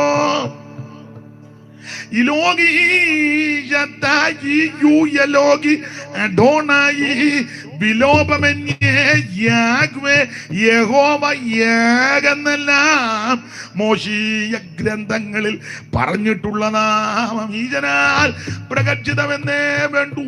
ഗൂഢവിഗ്രഹനായിട്ടെങ്കിലും വർത്തിക്കലും കൂടസ്ഥൻ നിജാശകനാത്മാവെന്നിവ രണ്ടും കാലാനുതാരം പ്രകടീകരിച്ചിടും. പുഷ്പ കാലത്ത് കളകണ്ഠം കളകൂജിതം പോലെ മോശയിന്നാവനെ നീ പ്രവർത്തിച്ചവമാക്കി സുവാചയം കഴുതയെ കൊണ്ട് നീ പറയിച്ചു. ദാശരെ പ്രഭാഷണ പടുക്കളാക്കി തീർത്തു. മോശമായി ഒന്നുമില്ല നിന്നുടക്കരം ചേർന്നാൽ. ഊഴിക്ക് നിർമ്മാതാവേ ദൈവനിർണയമാകുമാടിയും ബഹുവിധ വ്യാഖ്യാനഭംഗങ്ങളും ചൂടുറ്റ ഗഗനമാം ശബ്ദമാം തിമികളിടും വേറമാം സാഗരത്തിൽ ആരിറങ്ങും. കാശിന് കൊള്ളാതുള്ള കരത്തിൻ താടിയല്ലാൽ നാസറായൊരു ശിംശോനായിരം പലിസ്ത്യരക്കാജിനെ തന്നിൽ കൊന്നു വീഴ്ത്തുവാൻ കഴിഞ്ഞെങ്കിൽ ഈശനെ നിനക്കെന്നാൽ ദുഷകമെന്തെന്നുള്ളൂ. സപ്തവർണ്ണങ്ങളുടെ മിശ്രണമായുള്ള ഒരു സപ്തസപ്തിയിൽ കിരണങ്ങളാൽ കാർമേഘവും ചിത്രവർണ്ണോജ്വലമാൻ ചാപമായി തീരുമെങ്കിൽ ഉത്തമ നിൻ ദീപ്തിയാൽ എൻ ബുദ്ധി ശോഭിക്കില്ലേ. നമസ്തേ ദേവദേവ, നമസ്തേ വിശ്വവന്ധ്യ, നമസ്തേ ദേവദേവ, നമസ്തേ ജനപാലന പാരായണ, അവനെ ആരാധിക്കണം. ഇതെല്ലാം ഞാൻ പ്രസംഗിച്ച 10 അല്ല 10.5 അല്ല 12 അല്ല ഇന്ന് പോയി പറ്റുണ്ടാകുകയല്ല. അതുകൊണ്ട് ഞാൻ അങ്ങ് അടങ്ങുക. ദൈവത്തിന്റെ മഹത്വം. ആരെ ആരാധിക്കണം? ദൈവത്തെ ആരാധിക്കണം. ആരെ ആരാധിക്കരുത്? വേറെ ആരെ ആരാധിക്കരുത്. ഇനി ആരാണ് ആരാധിക്കേണ്ടത്? ചുമ്മാ പോകും എല്ലാം കയറി ആരാശിരിക്കുന്നെന്ന് പറഞ്ഞ് ആരാധിക്കരുത്. വഴിയാ പോയല്ലോ പ്രൈസ് ആൻഡ് വർഷിപ്പ്. ചുമ്മാ അവനോട് തമ്പരാട്ടി അവൻ കമത്തിയിട്ട് അടിക്കുക. ഇതെന്നതാന്ന് പോലും ഇവന് പണ്ട് ഞങ്ങളുടെ അവിടെ അടുത്തുണ്ടായിരുന്നു, അവന് രക്ഷിക്കപ്പെട്ടൊന്നുമല്ല, അവൻ്റെ കയ്യിൽ അതം പേർ, അവൻ അടിക്കുക. ഞങ്ങളുടെ അവിടെ സഹോദരിമാർ അമ്മാളും കുഞ്ഞുഞ്ഞമ്മേലെ തുള്ളി പദം വരിക, ഇവൻ നിർത്താതെ തുള്ളൽ നിർത്താൻ പറ്റുമോ? അവൻ കണ്ണടച്ച് പിടിച്ച് അടിക്കുക. കുണം പിടിക്കാത്തവനെ കൊടുത്തതാ.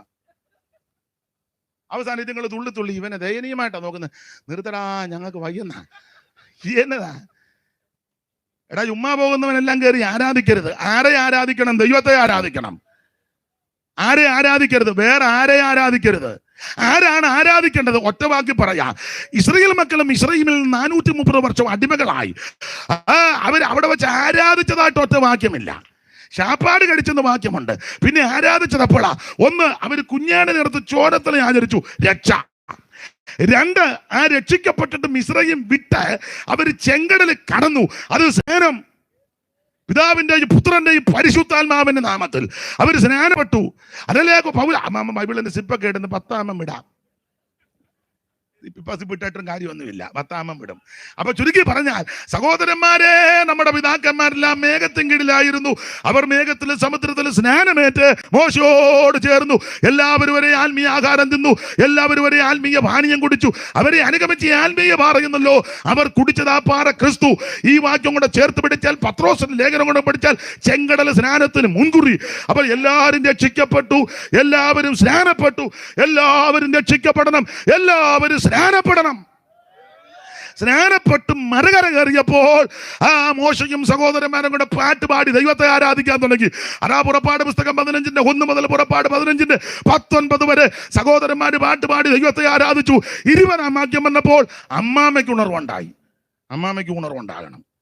20-ാം വാക്യം വന്ന അഹരോന്റെ സഹോദരി മിരിയാം എന്ന പ്രവാചിക്ക് കയ്യിൽ തപ്പെടുത്തു, നൃത്തം ചെയ്തു. സ്ത്രീകളെല്ലാം കൂടെ ചേർന്നു ദൈവത്തെ ആരാധിച്ചു. അപ്പോൾ അവിടെ ദൈവത്തെ ആരാധിച്ചത്? രക്ഷിക്കപ്പെട്ട് സ്നാനപ്പെട്ട് മറുകര കയറിയവർ ദൈവത്തെ ആരാധിച്ചു. ആ ആരാധനയിൽ ദൈവപ്രസാദമുണ്ട്. ഇന്ന് രാത്രി നീ രക്ഷിക്കപ്പെടണം, പോരാ, നീ സ്നാനപ്പെടണം, നീ ആത്മസ്നാനം പ്രാപിക്കണം, നീ വേർപാട് പാലിക്കണം. അങ്ങനെ ആരാധിച്ചാൽ ആ ആരാധനയിൽ ദൈവം പ്രസാദിക്കും. Praise the Lord, praise the Lord. ഒന്ന്, ദൂരത്ത് കണ്ടു പാപിയായ മനുഷ്യൻ അനുദപിച്ച് വരുന്നത്. 2, അങ്ങനെ വന്നവനെ എടുത്ത് കയറ്റി അവൻ ദൈവത്തെ ആരാധിക്കണം. 1-2 കാര്യം കൂടെ പറഞ്ഞ് എല്ലാ വാക്യവും ഞാനൊരു 10-15 പോയിന്റ് ദൂരെ നിന്ന് ഞാനും കുറച്ചു നേരമായിട്ട് കാണുന്നുണ്ട്. അപ്പൊ ചുരുക്കി പറഞ്ഞാൽ ദൂരത്ത് നിന്ന് കണ്ട കാര്യമാണ് ദൈവത്തിന്റെ മകത്ത്. 1-2 വാക്യം കൂടെ വായിച്ച് അങ്ങ് നിർത്തിയേക്കാം. മത്തായി സുവിശേഷം 27-ാം അധ്യായത്തിന്റെ 55. ഇത് കാണാതെ ആരും പോകരുത്.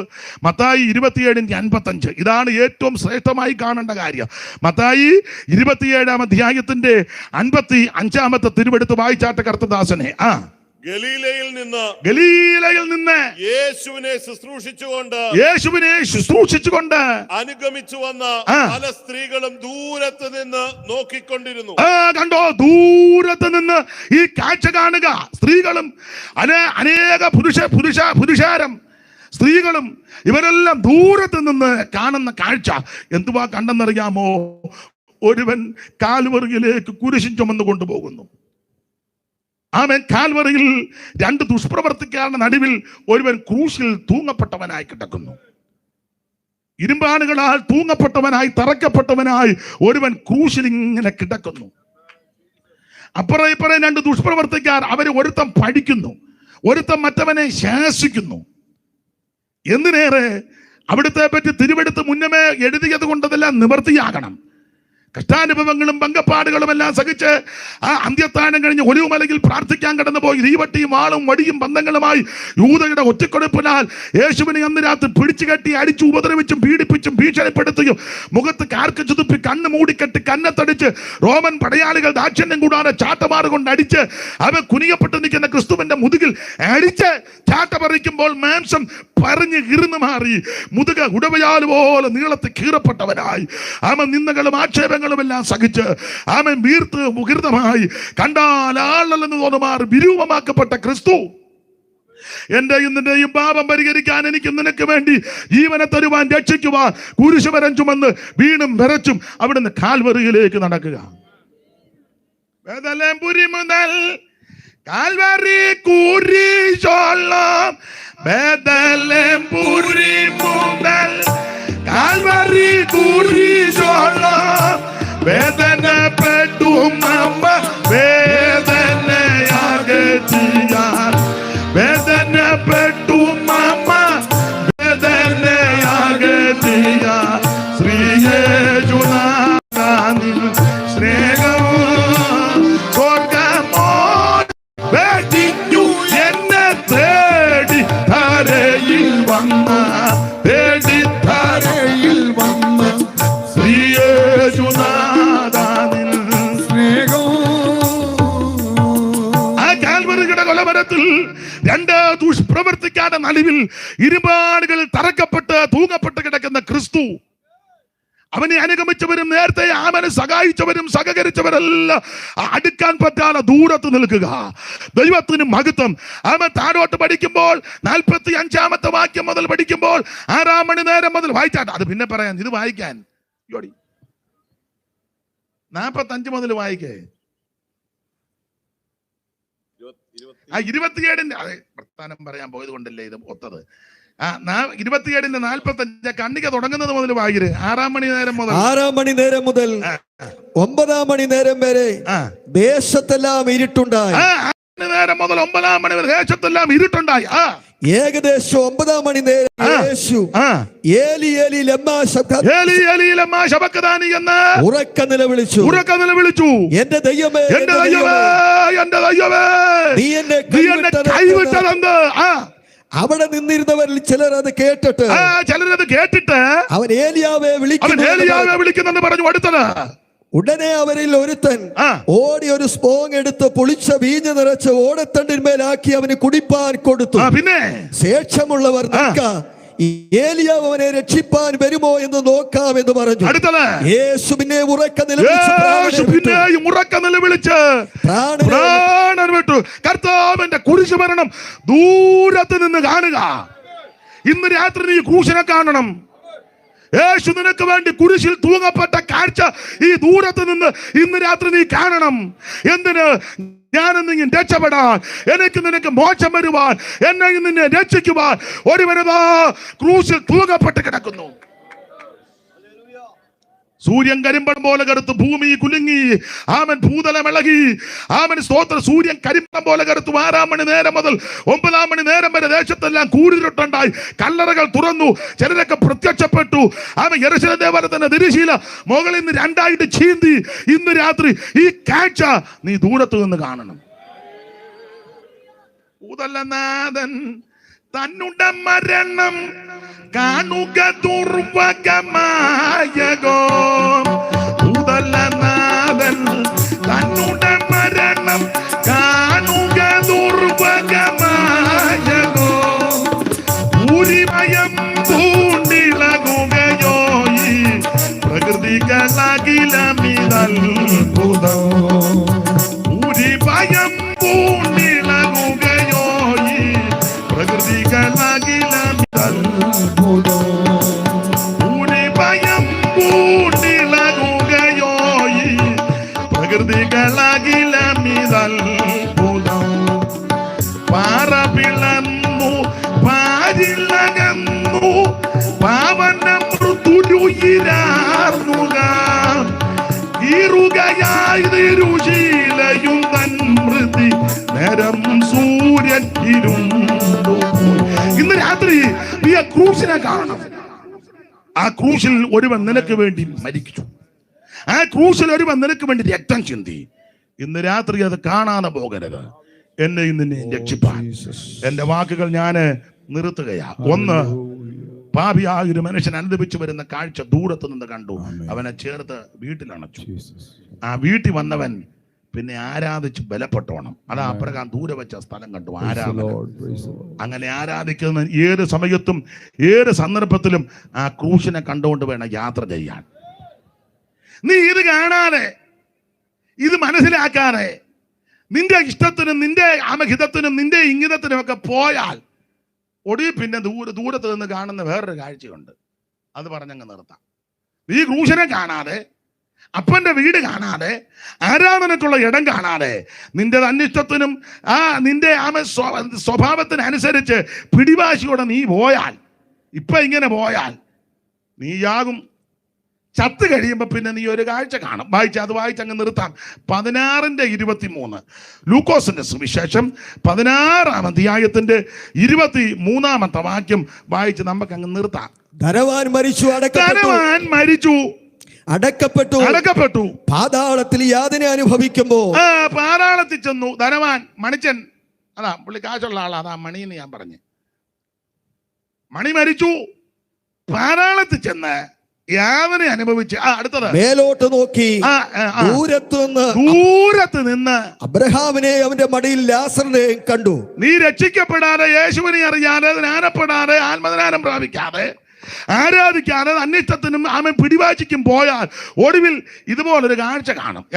മരിച്ച് അടക്കപ്പെട്ട് വലിയ അടക്കമൊക്കെ കേമമായിരുന്നു. പിന്നെ സകല ബാൻഡ് സെറ്റ് വരെ ഉണ്ടായിരുന്നു.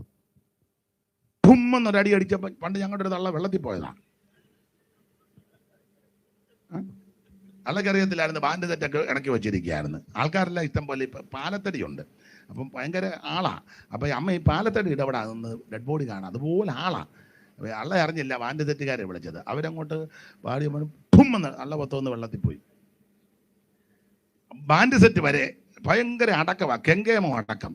പക്ഷെ അടക്കി പുള്ളി നേരെ പോയത് പരുവക്കേടിനകത്ത യാതന, തീജ്വാലയാ, യാതനയാ, ഭയങ്കര പ്രയാസമാണ്. അവിടെ ചെന്ന് കിടന്ന് പുള്ളി മേലോട്ട് ദൂരത്ത് നോക്കിയപ്പോൾ അബ്രഹാം പിതാവിൻ്റെ മടിയിൽ ലാസർ, വ്രണം നിറഞ്ഞ, ഉപേക്ഷിക്കപ്പെട്ട, ആരും ഗവനിക്കാത്ത ആ ലാസർ അവിടെ ഇരിക്കുന്നു.